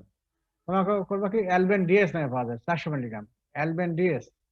ওটা রাত্রে ভাত খাওয়ার পরেই চুষে খাবা, অথবা চুষে খাওয়া যদি না খাইতে পারে অনেকে গিলে খায়, গিলে খেলে অ্যাকশনটা কম হয়, চুষে খাইলে বেশি অ্যাকশন হয়। তো অনেকে খাইতে পারে না, যেমন আমি খাইতে পারি না, খাইলে কেমন একটা খারাপ লাগে। তো অ্যালবেন ডিএস তোমার এই যে স্কেপ বাইর করছে, তারপরে অ্যালফিন ডিএস, তারপরে হলো অনেক কোম্পানি আছে। হ্যাঁ, মানে অ্যালবেন্ডাজল গ্রুপে আর কি, এগুলো খাবা তোমরা। তো প্রথম তোমার যদি আগে খাওনি, প্রথম করবা কি নিয়ম হলো যে একদিন খাইলা, দিন 15 পরে আবার একটা খাবা। এরপরে তোমার ওই প্রতি 3 মাস বা 4 মাস পর পর তোমরা খাবা। হম, তখন একবার করে খাইলেই হবে, এইভাবে প্রথমে তোমার খাওয়া যেটা অভ্যাস বলেন করো। স্যার সেটা কবে মানে কিভাবে খাবো? কোনটা? স্যার ফার্স্টে যে ড্রাগের কথা বললেন স্যার। আচ্ছা, যদি মেবেন্ডাজল হয় তাহলে তোমার যে একবার যে খাইলে তোমার যে ছয়টা, ছয়টায় একটা ডোজ, সকালে একটা। মেবেন্ডাজল নাম যেমন তোমার ম্যাবেন নামে পাওয়া যায়, ম্যাবেন। হ্যাঁ, ওটা তোমার হলো সকালে একটা রাত্রে একটা, ভাত খাওয়ার পর পরে এইভাবে পরপর 3 দিন। এটা খাইলে তোমার আর ওই যে 15 দিন পরে খাইতে হয় না। হ্যাঁ বাবরাম, হ্যাঁ অ্যালবেনটা যদি খাও, ওটা অ্যালবেন ডিএস তোমাদের পাওয়া যায়। আর ছোটদের জন্য তোমার সিরাপ পাওয়া যায়, অ্যালবেন সিরাপ পাওয়া যায়। ওই 2 চামচ থাকে, 2 চামচ একসঙ্গে খাইতে হয়। ঠিক আছে, ওটা বাচ্চাদের জন্য। আর বড়দের জন্য যেটা হলো অ্যালবেন্ডাজল, যেটা পাওয়া যায় অ্যালবেন ডিএস, তোমার করবা কি আজকে হয়তো খাইলা, ঠিক ভাত খাওয়ার পরে কিন্তু, মানে খালি পেটে খাওয়া যায় না, খালি পেটে খালি কিন্তু বমি করে অনেক সময়, যে ওই ইপিআই প্রোগ্রামে দেওয়া হয় কিন্তু, দিলে ওই যে অনেক বাচ্চা বমি করে। হ্যাঁ, তা ওইটা দেওয়া যায় না, খালি পেটে খাওয়া যায় না, ভরা পেটে খাইতে হয়। এটা তোমার চুষে খাইতে পারো বা গিলেও খাইতে পারো। ঠিক আছে, আর আজকে খাইলা, তার 15 দিন পর আবার খাইলা। 15 দিন পরে খাওয়ার জন্য বলতেছে কি যেন, যে তোমার পেটের মধ্যে তো এক থেকে যায়, তো ওই একটাকে তারা আবার নষ্ট করে দেবে। ঠিক আছে, ওই প্রথম ডোজ এটাই। তারপরে এরপর থেকে পরে যখন তোমরা খাবা তখন করবা কি তোমরা ওই যে প্রতি 3 মাস বা 4 মাস পর পর খাওয়ার একটা রেগুলার রুটিন করবা। স্যার ফার্স্ট টাইম যদি না হয়, আগে যদি খাওয়া হয় তাহলে স্যার 3-4 মাস পর পর খেলে। একবার খালি হলো আচ্ছা স্যার। এইভাবে খাওয়া শুরু করো। তাহলে তোমার হলো আহ এটা শুধু তোমার অ্যাসকেস লম্বিকয়েডের জন্য নয়, অ্যাসকেস লম্বিকয়েড বলো বা অ্যাঙ্কাইলোস রেডিয়ালি বলো বা ইন্টারভিউ হেলমি, মোটামুটি এগুলোই ভালো কাজ করে। আরো অনেক ওষুধ আছে। হ্যাঁ, তো এগুলোই খাও। তোমার ধর মেডিসিন যাবে, ফার্মাকোলজি অলরেডি পড়ানো হয়ে গেছে মনে হয়, ফার্মাকোলজি। না স্যার ফার্মাকোলজি হয়নি স্যার, আমাদের মানে এখনো। এখনো হয় নাই। না স্যার। না স্যার। ফার্মাকোলজি এতদিন তো ক্লাস, ফার্মাকোলজি ছোট্ট সাবজেক্ট, এতদিন তোমাদের ক্লাস বহু আগে শেষ করার কথা, আমি বুঝলাম না। এখন পড়বো ইন্টারভিউ ফার্মাকোলজি, ওটা খুব বেশি না।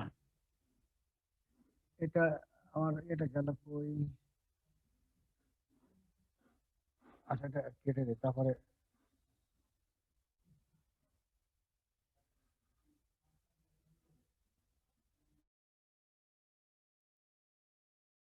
ফার্মাকোলজি এটা বেশি না, ছোট্ট। ইন্টারভিউ ফার্মাকোলজি থাকে কোথায়? এটার নামটা হলো, এটা আরো আরো নাম বলা হয়, থ্রেড ওয়ার্ম, পিন ওয়ার্ম বলা হয় বা সিট ওয়ার্ম বলা হয়। থ্রেড ওয়ার্ম কেন বলা হয়? খুবই ছোট, জাস্ট লাইক থ্রেড, ঠিক আছে, এই জন্য বলা হয় থ্রেড ওয়ার্ম। থাকে কোথায়? অ্যাডাল্ট ওয়ার্ম, বিশেষ করে এই যে এখানে ব্র্যাকেটে দেখো গ্র্যাভিড ফিমেল, আমি কিন্তু মেল বললাম না, কেন বলতেছি না পরে আমি বোঝাচ্ছি এটা। অ্যাডাল্ট ওয়ার্ম বলতে gravid female live in the caecum or caecum and ভার্মিয়াম অ্যাপেন্ডিক্স, মানে অ্যাপেন্ডিক্সে থাকতে পারে, for they remain until the eggs are develop. এটা খেয়াল রাখো,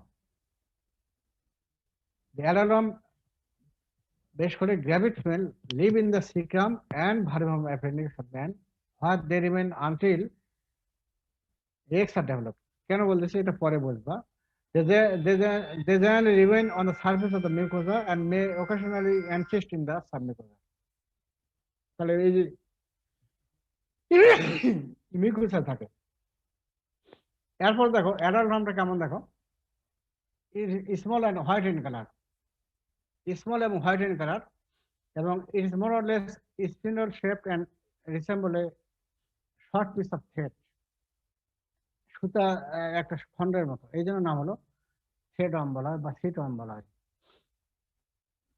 তারপরে এগুলো ভালো করে এগুলো একটু দেখে নাও, এগুলো আমি শুধু এইটাও জানে রাখো যে নেমাটোডের মধ্যে তোমার অলরেডি যখন আমি কমন ক্যারেক্টার পড়ালাম তখন বলছি যে কোনোগুলোর মাউথ ক্যাভিটি আছে, কোনোগুলো মাউথ ক্যাভিটি নাই, তাই তো? যদি মাউথ ক্যাভিটি থাকে তাহলে কি দাঁত টিথ থাকে, যেমন তোমার হলো অ্যাসকেস লুম্ব্রিকয়েড এবং অ্যাঙ্গুলাস পিরিয়ডালি, ওখানে মাউথ ক্যাভিটি আছে, মাউথ ক্যাভিটির সঙ্গে কি আছে, তোমার লিপ আছে, তাই তো? ওয়াল ডাউন বাক্কাল ক্যাপসুল আছে, তাই তো? এবং ওর সঙ্গে তোমার টিথ থাকে। এবং অ্যাসকেস লুম্ব্রিকয়েডে ছিল কয়টা? 3টা টিথ ছিল, আর অ্যাঙ্গুলাস পিরিয়ডালি ছিল 6টা টিথ ছিল। আচ্ছা, আর কিছু কিছু নেমাটোডে থাকে তোমার বাক্কাল ক্যাপসুল থাকে না, সরি তোমার যে মাউথ ক্যাভিটি থাকে না, বুঝছো? সেই সময় ক্ষেত্রে হবে কি ওরাল অ্যাপাসিটা ডাইরেক্টলি তোমার ইসোফেগাসের সঙ্গে সঙ্গে তোমার কানেকশন থাকে।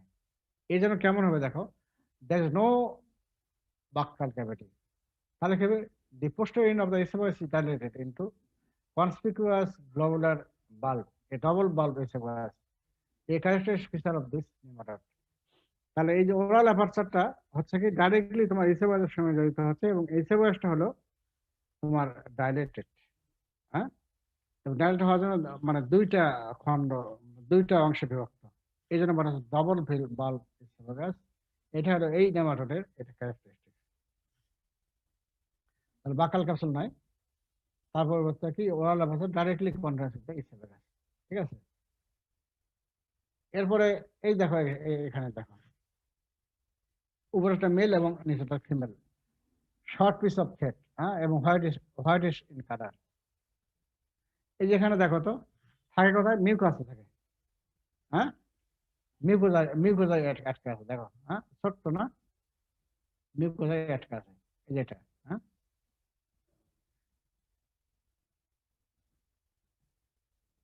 উপরে ফিকারে ভালো, মেলটা সাইজ দেখো 2 to 4 millimeter in length and 0.1 to 2.2 millimeter, তাহলে অনেক ছোট কিন্তু এটা 2 to 4 millimeter, হ্যাঁ, মেল। আর হলো ফিমেলের সাইজ দেখো 8 to 12, তাহলে তোমার হলো 3 থেকে 4 গুণ বড়, কিন্তু 2 থেকে 4 মিলিমিটার আর হলো 8 থেকে 12, তার মানে কি 3 থেকে 4 গুণ বড় হচ্ছে না, তাই তো? এবং এখানে দেখো স্পেল ক্যারেক্টার দেখো, it is rarely seen and it is difficult to obtain except after birth. এর মেল সাধারণত দেখা যায় না, কম দেখা যায়। এবং এখানে দেখো এই যে ইন্টারেস্টিং ঘটনা দেখো, it usually dies after fertilizing the female. ফিমেলকে ফার্টিলাইজ করলো করে সে মারা যাবে, ঠিক আছে? ফিমেলকে ফার্টিলাইজ করার পরে সে মারা গেল, এই জন্য দেখো it usually dies after fertilizing the female, এটা ক্লিয়ার ক্যারেক্টার। আবার ফিমেলরা দেখো সাইজ তো আগে বললাম। গ্র্যাভিড ফিমেল আবার দেখো after ওভিপজিশন dies within 2 to 3 weeks। এরাও করলো কি, এরাও আর বেশি দিন বাঁচবে না, এরাও তখন ওই যে তোমার বংশরক্ষা তোমার কি করলো, গ্র্যাভিড হলো, তারপর কি গ্র্যাভিড যখন তোমার এগটা যখন তোমার কি ফুললি ডেভেলপ হলো, তারপর এগ লে ডাউন করে এরাও 2 থেকে 3 সপ্তাহের মধ্যেই এরা মারা যাবে। ঠিক আছে, এরাও মারা যাবে। তাহলে মেল মারা গেল, তোমার ফিমেলকে ফার্টিলাইজ করে মারা গেল, আর গ্র্যাভিড ফিমেল করলো কি, এগ পারলো, এগ পারার পরে তারা তার দায়িত্ব শেষ, তারা মারা গেল। মানে বুঝছো তো, এই হলো তোমার হলো মরফোলজি। এখন এগটা কেমন, এগ হলো কালারলেস, তাহলে এটিটির মধ্যে পড়ে না, নন বাইলেস্টেন। এবং শেপটা কি অ্যাসিমেট্রিক্যাল শেপ। অ্যাসিমেট্রিক কেন বলা হচ্ছে, এক সাইডে তোমার প্লানো কনভেক্স, মানে এক সাইডে হলো ফ্ল্যাটেন ওয়ান সাইড, ভেন্ট্রাল আর হলো আরেকটা হলো convex on the other side. Measure কত, 50 to 60 মাইক্রন লেন্থ আর 30 micron in breadth. 50 to 60 micron length, অর্ধেক হলো 30 মাইক্রন। এবং surrounded by transparent shell, covering যে লেয়ারটা আছে সেটা হলো ট্রান্সপারেন্ট।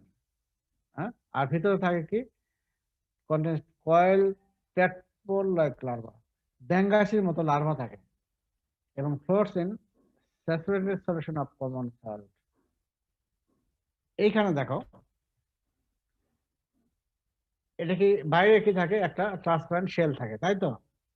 ট্রান্সপারেন্ট শেল থাকলো, এবং শেপটা কি বলা হলো প্লানো কনভেক্স। ভেন্ট্রাল অ্যাসপেক্টে এদিকে তোমার প্লান, দেখো প্লান না, এটা প্লান, আর আরেক দিকে দেখো কনভেক্স, কনভেক্স না, কনভেক্স। আর ভিতরে কি থাকে, ট্যাডপোল লাইক লার্ভা, ব্যাঙ্গাসের মতো লার্ভা। এটাই হলো তোমার হলো এগ। ঠিক আছে, তাহলে কালারলেস, নট বাইলেস্টেন, অ্যাসিমেট্রিক্যাল শেপ। কি জন্য বলা হচ্ছে ফ্ল্যাটেন অন ওয়ান সাইড, মানে এক কথা হলো প্লানো কনভেক্স। কি জন্য বলা হচ্ছে flattened on one side, ventral ভিতর দিয়ে ভেন্টাল সাইডে, আর convex on other side, dorsal সাইডে। সাইজ কত, 50 to 60 মাইক্রন, আর লেন্থ হলো 30 মাইক্রন, আর সারাউন্ডেড বাই ট্রান্সপারেন্ট শেল, আর কন্টেন্টস কি ট্যাডপোল লাইক লার্ভা থাকবে। এই হলো তোমার এগের ক্যারেক্টার। তাহলে এটা ভালো করে এগুলো আঁকতে শেখো, বুঝছো, বাড়িতে আঁকবা। এখন লাইফ সাইকেলটা দেখো, লাইফ সাইকেল অফ ইন্টারভেল ভার্টিব্রেটস রিটেনে আসে। Man is the only definitive first, অবশ্যই, এবং নো ইন্টারমিডিয়েট রিকোয়ার্ড। তবে দেখো eggs containing a tadpole-like larva laid on the perianal skin. এখানে খেয়াল রাখো, eggs containing a tadpole-like larva are laid on the perianal skin. egg laid down কোথায় করলো, perianal skin, not stomach or intestine। খেয়াল রাখো, এবং completes its development in 24 to 36 hours time in the presence of oxygen. In the presence of oxygen, প্রতিটা কথারই কিন্তু ইয়ে আছে। কিন্তু এই যে পেরিয়ানাল স্ক্রিনে তার এগ ডিম পারলো, এখানে তার এখানে ডেভেলপমেন্ট হবে কত, 1 থেকে 1.5 দিনের মধ্যেই, 24 থেকে 36 ঘন্টার মধ্যেই ডেভেলপমেন্ট হবে in the presence of oxygen. অ্যাবডোমেনে ইন্টেস্টাইনে যে অক্সিজেন আছে, সেই oxygen is not sufficient for development of egg, যা ফলে তোমার ইন্টেস্টাইনে কোনো এগ লে ডাউন করবে না। এই জন্য তোমার অক্সিজেন, পর্যাপ্ত অক্সিজেনের জন্য তোমার তারা পেরিয়ানাল স্কিন এইখানে তারা এগ লে ডাউন করবে। ওকে, তাহলে এই কথাগুলো খেয়াল অবশ্যই রাখতে হবে। তারপরে এই যে infection occurs by injection of this eggs, এই এগটা যখন যদি আমরা খেয়ে ফেলি, তখন বেশ করে যখন ওই যে এগ লে ডাউন করলো পেরিয়ানাল স্কিনে, তখন করবে কি, এগটা তোমার হলো ওই যে, তখন সে কি ওখানে একটা চুলকাবে, ইরিটেশন করবে। যেমন তোমার হলো যখন রাত্রেবেলা তুমি ঘুমাচ্ছ, তখন করবে কি, ওই যে অ্যাডাল্ট গ্র্যাভিড ফিমেলটা বের হয়ে আসবে পেরিয়ানাল স্কিনে। পেরিয়ানাল স্কিনে আসলে সে যখন মুভমেন্ট করবে, তখন একটা ইচিং হবে। আর তুমি হাত দিয়ে চুলকাচ্ছ, চুলকানোর পরে ওটা হাত তোমার কি কন্টামিনেট হলো, ওই হাত দিয়ে আবার মানে তুমি যে আবার খাবার খাও, যদি পরিষ্কার ঠিক মতো না করে, সেই হাত দিয়ে খাচ্ছ, বা আরো অন্য মেথড আছে, তা তোমার ইনফেকশন হবে। এই জন্য বলা হয় infection occurs by injection of this egg. তারপরে কি এক্স সেল আর তুমি খেয়ে ফেললা, তারপরে কি ইন্টেস্টাইনে গেল। The egg shells are dissolved by digestive juice and larvae escape in the small intestine and they develop into adolescent worm. তাহলে ইন্টেস্টাইন আসলো, তারপরে কাজ করলো তোমার ডাইজেস্টিভ জুস কাজ করলো, তারপর তোমার লার্ভাটা এসকেপ করলো, করে লার্ভা থেকে হলো তোমার অ্যাডোলেসেন্ট হলো, সাবালক হয়ে গেল, তাই তো। তারপরে কি হলো, after sexual maturation the male fertilize the female and dies, যেটা আমি ওই সাইজের সঙ্গে বললাম। সেক্সুয়াল ম্যাচুরেশন হলো মেল ফার্টিলাইজ ফিমেল এবং ডাইস, মারা গেল, তার দায়িত্ব শেষ, সে নিজে নিজে মারা গেল। এরপরে তোমার গ্র্যাভিড ফিমেলের দায়িত্ব এসে গেল। গ্র্যাভিড ফিমেল তখন করবে কি, তখন তোমার স্মল ইন্টেস্টাইন থেকে কোথায় যাবে দেখো, gravid female then migrate from small intestine down to the caecum and colon, also vermiform appendix and even there until the eggs develop. Small intestine থেকে আসলে কোথায়, তোমার হলো লার্জ ইন্টেস্টাইন। লার্জ ইন্টেস্টাইন কোথায়, সিকাম, কোলন এবং vermiform appendix. এবং এখানে থাকবে তোমার এগ ডেভেলপমেন্ট না হওয়া পর্যন্ত এখানে তোমার থেকে যাবে। এরপরে দেখো এগ তোমার ডেভেলপ হলো, তখন কি হবে, fertilized female then wanders down the rectum and work its way out of the anus during the night after patient has returned to bed to deposit eggs on the penile skin. রাত্রে করবে কি, rectum anal canal দিয়ে তোমার চলে আসলো, penal স্কিনে আসলো, সেখানে তোমার এগ ডিপোজিট করলাম। তারপর সেইটা আবার খাইলে আমাদের আবার ইনফেকশন হচ্ছে, এইভাবে তোমার এগ সাইকেল ইজ রিপিটেড। এবং হোল সাইকেল ইজ কতদিন লাগে, 2 থেকে 4 সপ্তাহ লাগে। এখানে আমরা ফিগারে দেখি, দেখো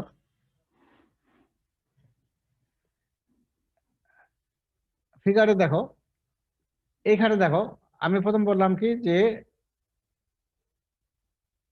তারা প্রথম কি করবে, ইন্টেস্টাইনে কিন্তু এগ পারবে না, তাই তো, এগ লে ডাউন করবে না। রাত্রেবেলা কি করবে, গ্র্যাভিড ফিমেল করবে কি, তোমার পেরিয়ানাল স্কিনে চলে আসলো, তাই তো, এখানে আসলো, এখানে আসে এগ লে ডাউন করলো। এখানে পারবে কি জন্য, যে ইন্টেস্টাইনে যে অক্সিজেন আছে সেই অক্সিজেন তাদের এগ ডেভেলপমেন্টের জন্য সাফিসিয়েন্ট নয়, ওই জন্য সাফিসিয়েন্ট অক্সিজেনের জন্য তারা তোমার এই যে পেরিয়াল স্ক্রিনে আসলো এবং এখানে লেগ লেটার করলো। রিমেম্বার দিস, বারবার বলতেছি, এগ লেটার করলো। এখন যখন ওরা এই যে এখানে তোমার নড়াচড়া করবে, তখন কি হবে, তখন একটা চুলকানো ইরিটেশন হবে। তুমি ঘুমাচ্ছ, মনে হচ্ছে ওখানে কি একটা চুলকাচ্ছে, কি একটা ইরিটেশন হচ্ছে, তখন তখন তুমি কি করবে, কি হাত যখন চুলকাবে ওখানে, হাত তোমার ইনফেক্টেড হয়ে গেল। পরেরটা দেখো, এখানে দেখো এই যে হাত দেখে চুলকাচ্ছে, তাই তো, চুলকাচ্ছে, তুমি হাত তোমার কন্টামিনেট হলো। ওই হাত তুমি যদি পরিষ্কার পরিচ্ছন্ন না করো, ওই হাত দিয়ে তুমি ঠিক মতো খাচ্ছ আবার, খাবার খাচ্ছ, তাহলে কি তোমার পেটে ঢুকে গেল।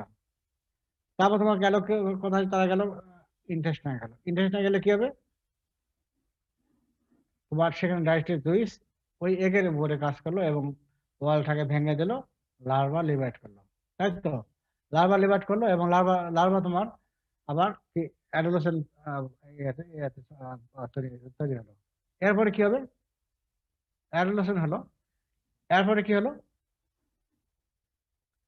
এখানে সেক্সুয়াল ম্যাসেজ জানা হয়ে গেল, ওই স্মল ইন্টেস্টাইনে সেক্সুয়াল ম্যাসেজ হলো এবং মেল ফার্টিলাইজ দ্য ফিমেল এবং তারা মারা গেল। গ্র্যাভিড ফিমেল তখন আবার ওর দায়িত্ব শেষ হয়ে, তখন গ্র্যাভিড ফিমেল কি করলো, ওইখানে তো তোমার চলে আসলো কোথায়, লার্জ ইন্টেস্টাইন, বিশেষ করে কোথায়, সিকাম, কোলন এবং ভার্মিফার্ম অ্যাপেন্ডিক্স। এইখানে তারা থাকবে, কতদিন থাকবে, এগ ডেভেলপমেন্ট হওয়ার আগ পর্যন্ত তারা থাকবে।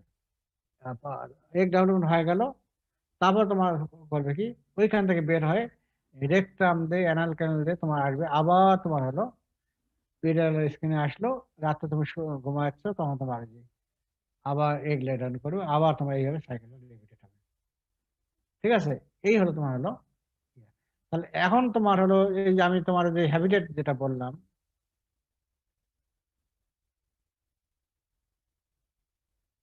হ্যাবিটেট যেটা বললাম,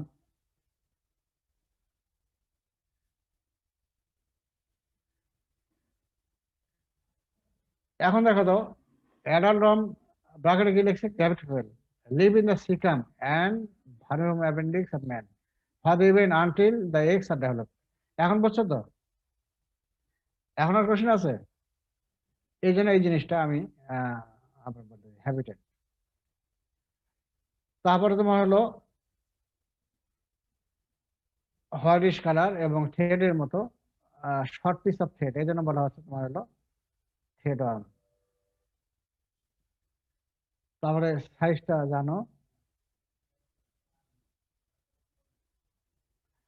তাহলে লাইফ সাইকেল আবার দেখো, man is the only independent host, no independent host is required. containing tadpole like larva laid on the perianal skin, ঠিক আছে? রাত্রেবেলা ঘুমাচ্ছে, ওখানে স্কিনে লেগ ডে ডাউন করলো, তারপরে complete development in 24 to 36 hours time in the presence of oxygen. হ্যাঁ, তারপরে infection occur by injection of this eggs. এরপরে কি হলো, এক্সশেলস আর dissolve by digestive process and the larva escape in the small intestine where they develop into adolescent form. লেগ খাইলাম, তারপরে intestine small intestine আসলো, ডাইজেস্টিভ প্রসেস সেখানে কাজ করলো, করার পরে লার্ভা লিভারেট করলো। লার্ভা থেকে তোমার হলো কি অ্যাডোলসেন্ট ফর্ম। এরপরে কি হবে, after sexual maturation male father female এবং ডাইস। তারপরে গ্যামেট মেল কি করবে, মাগেট স্মল ইন্টেস্টাইন থেকে চলে গেল কোথায়, লার্জ ইন্টেস্টাইন, সেখানে গেল কোথায়, সিকাম এবং কোলন এবং ভার্ভাম অ্যাপেন্ডিক্স, এবং থাকবে কতদিন, আনটিল দ্য এক্স ডেভেলপ। এরপরে কি হবে, ফার্টিলাইজড ফিমেল দেন এগ যখন তোমার কি হলো, তোমার কি বলে ডেভেলপ হলো, কি করবে তখন, রেকটাম দিয়ে তোমার এনাস দিয়ে তোমার আসবে, পিরিয়ান স্ক্রিন আসলো এবং এগ ডে রান করলো। দাস দ্য সাইকেল রিপিটেড, এবং সবাই আছে 2 থেকে 4 সপ্তাহ। লাইফ সাইকেল তাহলে আমরা ইনফেক্টিভ ফর্মটা কোনটা, এমব্রায়োনেটেড এক্স, এটাই বলতে হবে, ঠিক আছে? এমব্রায়োনেটেড এক্স, এটুকু জানো। এখন আমরা মোড অফ ইনফেকশন, এইটা অবশ্যই ভালো করে জানতে হবে। এগুলো ভাইবা রিটেন ইনভ্যারিয়েবলি ধরা হয়। প্রথম দেখো, by close contact with the infected person, sleep in the same bed and wearing the same cloth, ঠিক আছে? ভাই বোন, ভাইরা বা দুই ভাই তোমার দুই ভাই 3 ভাই হয় কি একসঙ্গে ঘুমাও না? বা বোনরা কি একসঙ্গে ঘুমাও না, 2 বোন? আবার তোমার যে ফ্রেন্ডরা কি বাড়িতে গেল, বাচ্চা স্বজন আসলো, একসঙ্গে ঘুমাচ্ছে, তাই তো? তাহলে কোনো পার্সন ইনফেক্টেড হয়, তাহলে কি হবে, by close contact with the infected person, sleep in the same bed, একই বেডে ঘুমাচ্ছে এবং একই কাপড় ব্যবহার করতেছে, তাহলে সেখানে ইনফেক্টেড পারসন থেকে তোমার হতে পারে। কি জন্য, যে তোমার ওই যে এগ লে ডাউন করলো, ইনফেক্টেড পারসন রাত্রেবেলায় এগ লে ডাউন করলো, এগ লে ডাউন করলে কি হবে, তোমার যে ওখানে বিছানা যে কাপড় চোপড় সেখানে কন্টামিনেট হচ্ছে, হ্যাঁ? তো ওই কন্টামিনেট হলে সেখান থেকে তোমার হতে পারে। By handling the night clothes and bed linens infected patient. এখন যে ইনফেক্টেড পারসন, সে মনে করো রাত্রে ঘুমাইলো, তাই তো? এখন তোমার কি অ্যাডাল্ট গ্যাভিট ফেল ওখানে এগ লে ডাউন করলো। এখন সকালবেলা কি করতে, তোমার মা বা বাবা বলো, বাবা তো না, মা, তাই তো? আবার কাজের মেয়ে, তারা কি করে, ওই কাপড় চোপড়টা কি করতেছে, হ্যান্ডেল করতেছে না পরিষ্কার করার জন্য, তো তার হতে পারে। তাহলে আরেকটা কি হতো, by injection of the contaminated food or drinks. এই তোমার যে মনে করো চুলকাচ্ছ, তাই তো?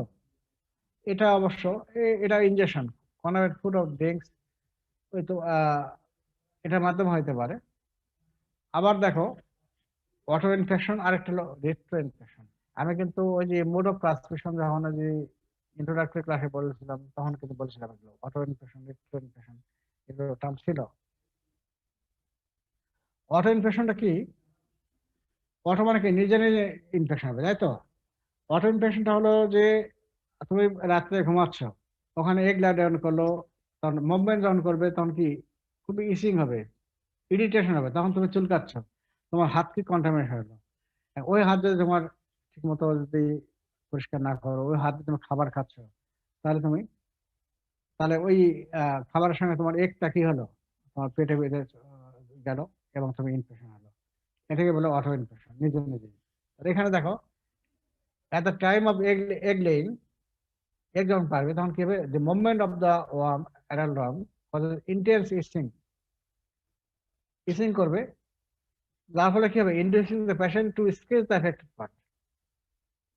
হ্যাঁ, তখন পেশেন্ট করবে কি, চুলকাবে, স্ক্র্যাচ করবে, যার ফলে কি, thereby carrying the eggs containing the infected larva on their ফিঙ্গারে কন্টামিনেট হলো।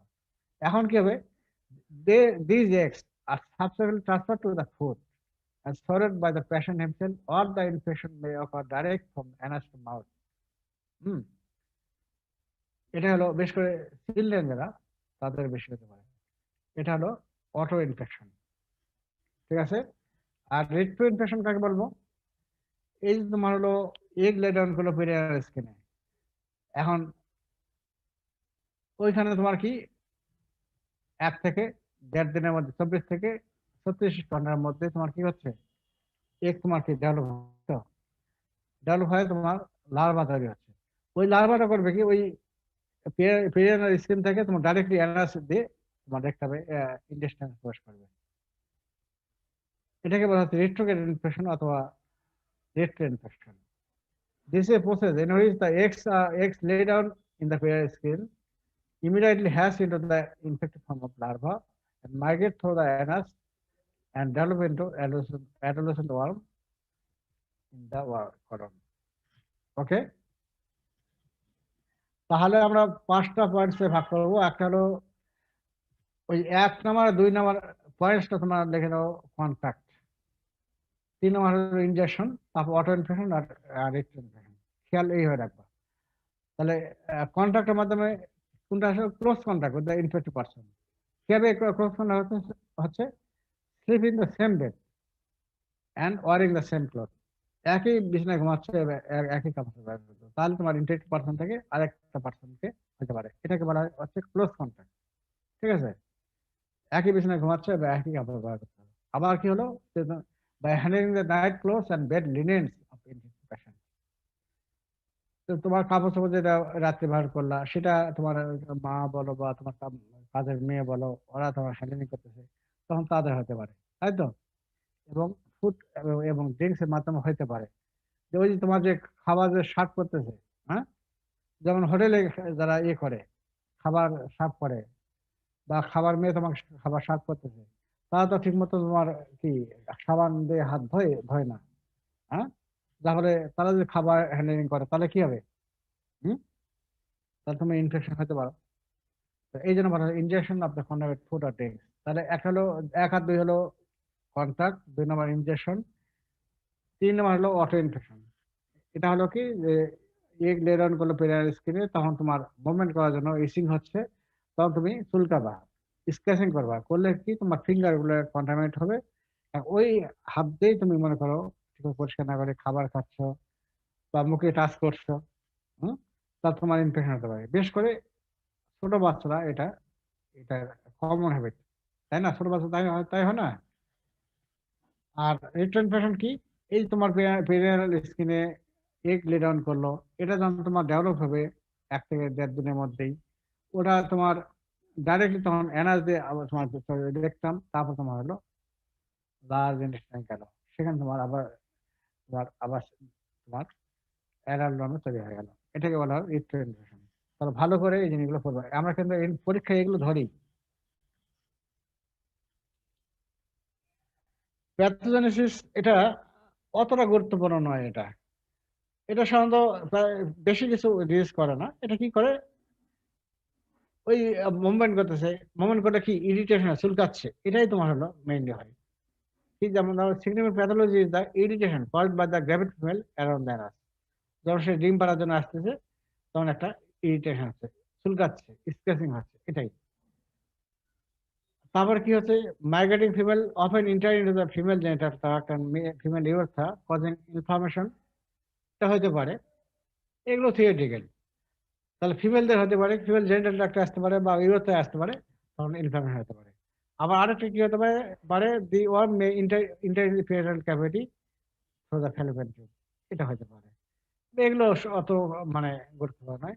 আর প্যাথোলজি যে এটা যে ডিজিজ করে, ইন্টারবেস ভার্নিকুলার কোরেস, ওখান থেকে নাম আসলো ইন্টারোবিয়াসিস।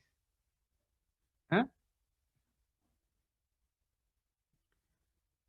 ক্লিনিক্যাল ফেসার অলরেডি আমরা যেটা বললাম, এই জিনিসটা বলা হচ্ছে যে ইন্টারবেস সবসময় অ্যাসিমপ্টোমেটিক, ফ্রিকোয়েন্টলি অ্যাসিমপ্টোমেটিক।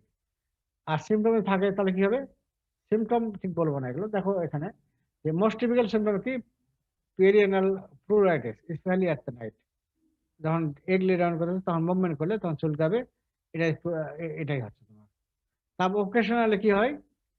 ফিমেল জেন্ডার ট্র্যাক্টের মধ্যে যদি প্রবেশ করে তাহলে কি হবে? ইনফ্লামেশন হবে, হবে কি হবে? ভালভোভ্যাজাইনাইটিস, সালফিনজাইটিস, নক্সাল অ্যানোরেসিস, তারপরে সামটাইম এগুলো হবে আর কি।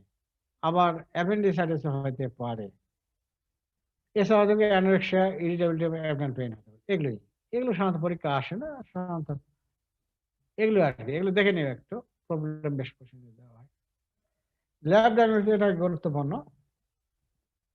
ল্যাব ডায়াগনোসিস অফ ইন্টারভিউ, এটা আমরা করবো কি? By adult finding of adult, আর কিছু দেখবো, ডেমনস্ট্রেশন ব্যাক, এক দেখবো, দুইটা দেখে আমরা ডায়াগনোস করবো।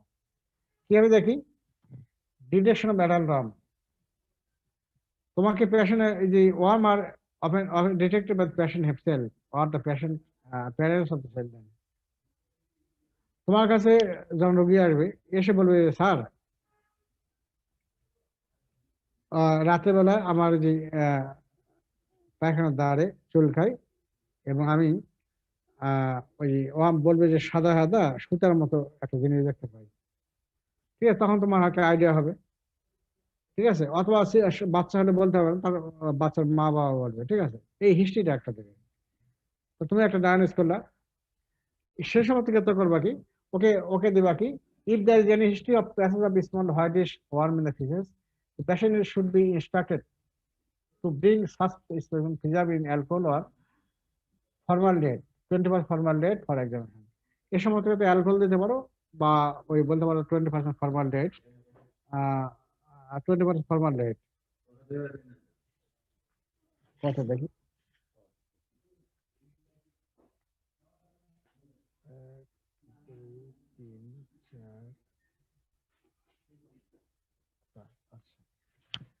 এখন ওই সময় থেকে ক্ষেত্রে পেশেন্ট বলতে হবে আপনি এক কাজ করেন, আপনি অ্যালকোহল অথবা ওই যে 20% ফর্মালডিহাইডে ওই জিনিসগুলো যখন আসবে ওটাকে আপনি রেখে দেবেন একটা পাত্রে, পাত্রে আপনি নিয়ে আসবেন। এগুলো কিন্তু থিওরিটিক্যাল, বুঝছো? এগুলো অত করা হয় না, জানো, যেহেতু রিটেনে আসে বা ভাই ভাই দ্বারা এগুলো করবা। তারপর তোমার হলো ওই পর্যন্ত জানো। তারপর তোমার হলো ডেমনস্ট্রেশন বেক, এক কিভাবে করবো? Microscopic examination of normal saline preparation of perianal swab. আমরা স্পেশাল নেব হলো পেরিয়ানাল সোয়াব নেব, এটা নরমাল সাইনের সঙ্গে মিক্সড করে আমরা মাইক্রোস্কোপে দেখবো, ঠিক আছে? এখন এই পেরিয়ানাল সোয়াব কিভাবে কালেকশন করব? তিনটা মেথডে কালেকশন করা হয়, NIH পেরিয়ানাল মেথড, ওয়েট পাস্তুল মেথড এবং স্কচ টেপ মেথড। এখন নরমালি স্কচ টেপ মেথড এটাই ব্যবহার করা হয়। এখানে কি করা হয়? স্কচ টেপ তোমরা দেখছো তো, এটা যে আঠালো অংশটা, এটা করতে হবে কি, তোমার এই যে পেরিয়াল স্কিন, এখানে তুমি রোগী আসলো এখানে টাচ করতে হবে, ঠিক আছে? টাচ করলে তখন ওই যে সেখানে যদি এক থাকে তাহলে একটা তোমার ওই ওর মধ্যে চলে আসবে স্কচ টেপে। তাহলে স্কচ টেপ করবা কি, গ্লাস স্লাইড আছে ওর মধ্যে আমরা ওই দিয়ে দেব, দিলে আটকায় দেব, আর আঠালো অংশটা আটকায় দিলে তো একটা তখন ওখানে তোমার থাকলো, তখন আমরা মাইক্রোস্কোপ আবার দেখবো। এটা হলো তোমার স্কচ টেপ মেথড। কি হলো? This method is cheap, simple and reliable method. Uber are collected by applying the adhesive surface of the scotch tape to the perineal skin in the morning সকালে, and then examining it on a glass slide under the microscope. তাহলে কি করব? Scotch টেপের adhesive আঠালো অংশটা আমরা কি করব? পেরিনেয়াল স্কিনে দেবো, কখন? মর্নিং এ, সকালে দেবো, এবং ওটা আবার ওখান থেকে নিয়ে গ্লাস স্লাইড দিয়ে আমরা মাইক্রোস্কোপে এক্সামিন করবো। আরেকটা কি বলছি, NIH সোয়াব, তাই তো? এটা আমরা এখন ব্যবহার করি না, এটা কস্টলি, তো এটা করা হয় না। এনআইএস মানে কি? এটা প্রথম আমেরিকার একটা ইনস্টিটিউট আছে, national institute of health, USA. ওটার নাম অনুসারে নাম, এটার নাম দেওয়া হয়েছে এনআইএইচ সোয়াব। এটা আমরা খালি জাস্ট আমি বললাম এটা। এই যে আমরা এক যদি দেখি তাহলে এইভাবে দেখা যায়।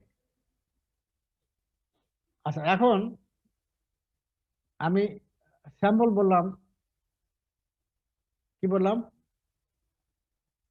পেরিয়াল সোয়াব, তাই তো? স্টুল কেন বললাম না? এক্সাম আমরা দেখবো, স্টুল আমরা নিলাম না কেন? স্টুল আমরা কেন নেয়নি বলো দেখি? স্যার অক্সিজেন থাকে না স্যার স্টুলে। স্টুলে ওরা তো লেগ লে ডাউন করে না, তোমার অ্যান্সারটা হলো না। ইন্টেস্টাইনে ওরা তো এগ লে ডাউন করবেই না, তাই তো? এগ লে ডাউন করবে ওরা? এগ লে ডাউন যদি করে না না করে, তাহলে স্টুল নিয়ে তুমি ওখানে কি তুমি তুমি কি পাবা? এগ পাবা তুমি? হ্যাঁ, এগ পাবা? এগ পাবাই না তো। তাহলে কি করা হয় দেখো, আমরা এই যে প্রশ্ন, এটা কিন্তু পরীক্ষা আসে, রিটেন বলো বা ভাই বলো, যে হয় we take perianal swab instead of stool, stool নেয় না কেন? তো the worm do not lay down egg in the intestine, so no chance to come out egg in the stool. তাহলে ওরা স্টুলে ইন্টেস্টাইনে ওরা এগ পারে না, কি জন্য? যে ওখানে তোমার যদি পারে তাহলে ওটা তো তোমার ডেভেলপ হবে না। আর ডেভেলপ হবে না কি জন্য? যে সাফিসিয়েন্ট অক্সিজেন নাই। এই জন্য সাফিসিয়েন্ট অক্সিজেন নেওয়ার জন্য তারা কি করবে? পেরিয়াল স্কিনে তোমার ডেভেলপ করবে। এই জন্য তোমার স্টুল নিলে আমরা এগ পাবোই না। এই জিনিসটা বলা আছে, the worm do not egg lay down in intestine, so no chance to come out egg in the stool. এই জন্য egg কি করবে? Gravity will migrate from the exponential cecum and colon and verbum appendix and remain until the eggs develop. এই আমি life cycle যেটা বললাম, যে mail fertilize female এবং ডাইস, তার গ্র্যাভিটি কি করবে? স্মল ইন্টেস্টাইন থেকে তোমার আসলে কোথায়? লার্জ ইন্টেস্টাইন, আসলে কোথায়? সিকাম, কোলন এবং ভার্বুম অ্যাপেন্ডিক্স। এবং সেখানে আসবে কোথায়? থাকবে কতক্ষণ? এগ ডেভেলপ করা আগ থাকবে। তারপরে এগ ডেভেলপ হয়ে গেল, তখন রেকটাম থেকে তোমার চলে আসলো, রাত্রেবেলা চলে আসলো কোথায়? পেরিয়াল স্কিনে আসলো এবং এগ ডিপোজ করলো, তাই তো? এই জন্য so perianal swab is used as a sample for diagnosis of enterobiasis. Okay, এইটা ভালো করে জানবা যে তাহলে ওরা, তাহলে এখানে ভাইবা কোশ্চেন আমরা জিজ্ঞাসা করবো, তাহলে ওরা ইন্টারেস্টেনে কেন কেন লে ডাউন করে না? তাহলে অবশ্যই বলতে হবে যে ওখানে যে অক্সিজেন আছে এটা পর্যাপ্ত নয়। পর্যাপ্ত অক্সিজেনের জন্য তারা পেরিয়াল স্কিনে আসবে এবং ওইখানে এগ লেট আউট করবে, তাই তো? তারপরে ওই একটি উত্তরই বলবো যে আমরা স্টুল, আমরা এগ দেখার জন্য আমরা স্টুল নেবো না কেন? স্টুল নিলে আমরা এগ পাবো কিনা? বিভিন্ন কোশ্চেন আমি জিজ্ঞাসা করি, তাহলে এই অ্যান্সার গুলো দিতে হবে। কালকে আমরা পড়বো, আমি আরেকটা নেবো, সেটা হলো তোমার ওই যে হাইড্রেটেড ফ্লুইড নেবো, মানে এখনো জ্ঞান আছে, তাই তো? ওইটার সঙ্গে আমি শুরু করব তোমার হলো মাইকোলজি, কালকে শুরু করব, ঠিক আছে? মাইকোলজি মোটামুটি 3টা লেকচার লাগবে, 3টা বা 2টা লেকচার আমি শেষ করে দেবো। এরপরে আমি ক্লিনিক্যাল মাইক্রোবায়োলজি হয়তো 3টা লেকচার লাগবে, এই দিয়ে তোমাদের ক্লাস আমি শেষ করে দেবো। ওকে, তাহলে সবাইকে এভাবে বলে দাও। তোমাদের কোনো কোশ্চিন আর? হ্যালো, হ্যাঁ স্যার। স্যার স্যার অ্যাসকেরিস লম্বিরিকয়েডিসে একটা কোশ্চেন আছে স্যার। হ্যাঁ বলো। স্যার ওই অ্যাসকেরিস লম্বিরিকয়েডিসের সাইজ তো অনেক বড় স্যার, তাইলে ওরা স্যার মানে বিভিন্ন অর্গানে যে যাচ্ছে, অর্গানে যাইতে হলে তো ক্যাপিলারির মাধ্যমে যাবে, কিন্তু ক্যাপিলারি তো অনেক ছোট, তাহলে স্যার এত বড় বড় ক্রিমিক অর্গানের ভিতরে কিভাবে যাচ্ছে? না, ক্যাপিলারি মাধ্যমে যাচ্ছে না তো, তাহলে স্যার এতক্ষণ জেনারেল না না, সার্কুলেশনের মাধ্যমে তো যাচ্ছে স্যার। এই কথা, ওটা তো গেল তোমার লার্ভা গেল তো, স্যার ওটা তো গেল লার্ভা। ওইখানে তো লেখা ছিল অ্যাডাল্ট অর্ম, মানে অ্যাডাল্ট অর্ম যেখানে না না, অ্যাডাল্ট যাবে কেন? ওখানে তোমার প্যাথোলজি বলা আছে তোমার একটা হলো যে lesion produce by the larva, আরেকটা লেশন প্রডিউস বাই দা হলো অ্যাডাল্ট ওয়ার্ম, দুইটা কিন্তু বলা আছে। লার্ভা তোমার একটা যখন তোমার হলো কি ওই তোমার মাইগ্রেট করতেছে না, মাইগ্রেটিং লার্ভা, প্রথম জি তোমার কি স্যার, জি করলো, তোমার যা গেলে তোমার লাংসে গেলে তোমার ওই লাংস নিউমোনিয়া করলো, তাই তো, যেটাকে বলা হয় নিউমোনিয়া বা লোকটাস লাং করতেছে, তাই তো। তারপর তোমার সিস্টেমে সাজানো গেল, তখন তোমার ডিফারেন্ট অর্গানে ফিল্টারিং হলো, ফিল্টারিং হয়ে তোমার হলো বিভিন্ন অর্গানে থাকলো, তখন তোমার অর্গান ডিসফাংশন সাময়িক সমাধান করতে পারে, এটা থিওরিটিক্যাল।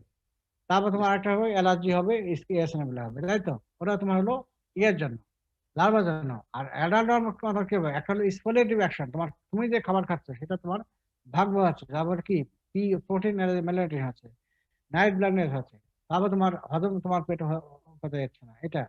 তারপর তোমার কি হলো, তোমার যে টক্সিক অ্যাকশন, যে তোমার অ্যাসপিরিন যেটা আছে এটা টক্সিক, এটা কি টক্সিক, তাই তো।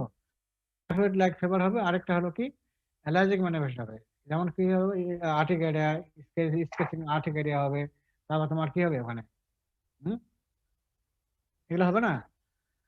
তারপরে তোমার হলো যাবে কোথায়, তোমার যখন তোমার ওই যে একটা অ্যাক্টোপিক, মানে কি যেখানে থাকতে সেখানে না থাকে, তোমার নোজ অন্য জায়গায় আসবে, যেমন নোজ তোমার নোজে যখন আসবে তখন তোমাকে সিস্টেম সার্কুলেশনের মাধ্যমে আসবে, ইন্টেস্টাইন হ্যাঁ থেকে স্যার। তোমার ডাইরেক্টলি তোমার উপরে দিকে চলে যাবে, স্টোমাক থেকে তোমার স্টোমাক আসবে, স্টোমাক থেকে তোমার কি তোমার নাক দিয়ে বের হবে, অথবা তোমার ভমিটিং করতে মুখ দিয়েও বের হচ্ছে, এরকম কিন্তু অনেক অনেক ঘটনা কিন্তু আছে, কিন্তু পাওয়া গেল, বুঝছো, ঠিক আছে। আর তারপর তোমার হলো ওয়ান্ডারিং এক্সপিরিয়েন্স, ওটা কি বলা হচ্ছে যে আশেপাশে যে অর্গান সেখানে চলে যাবে, যেমন তোমার হলো ওই কাছে তোমার অ্যাপেন্ডিক্স আছে, অ্যাপেন্ডিক্স লুবেনে মানুষের ঢুকতে পারে, যে বড়গুলা ঢুকবে না, ছোট সাইজ যেগুলো আছে সেগুলো মানুষ ঢুকে গেল, ঠিক আছে, ঢুকে তোমার অ্যাপেন্ডিসাইজ করতে পারে। তারপর তোমার হলো যে আশেপাশে অর্গান আর কি আছে, তোমার যে তোমার হলো এই যে প্যানক্রিয়াস কি আছে, গল ব্লাডার আছে। প্যানক্রিয়াটিক ডাক্ট আছে, ওখানে ঢুকে গেল, তাহলে তোমার প্যানক্রিয়াটাইটিস হলো, হেমোরেজিক।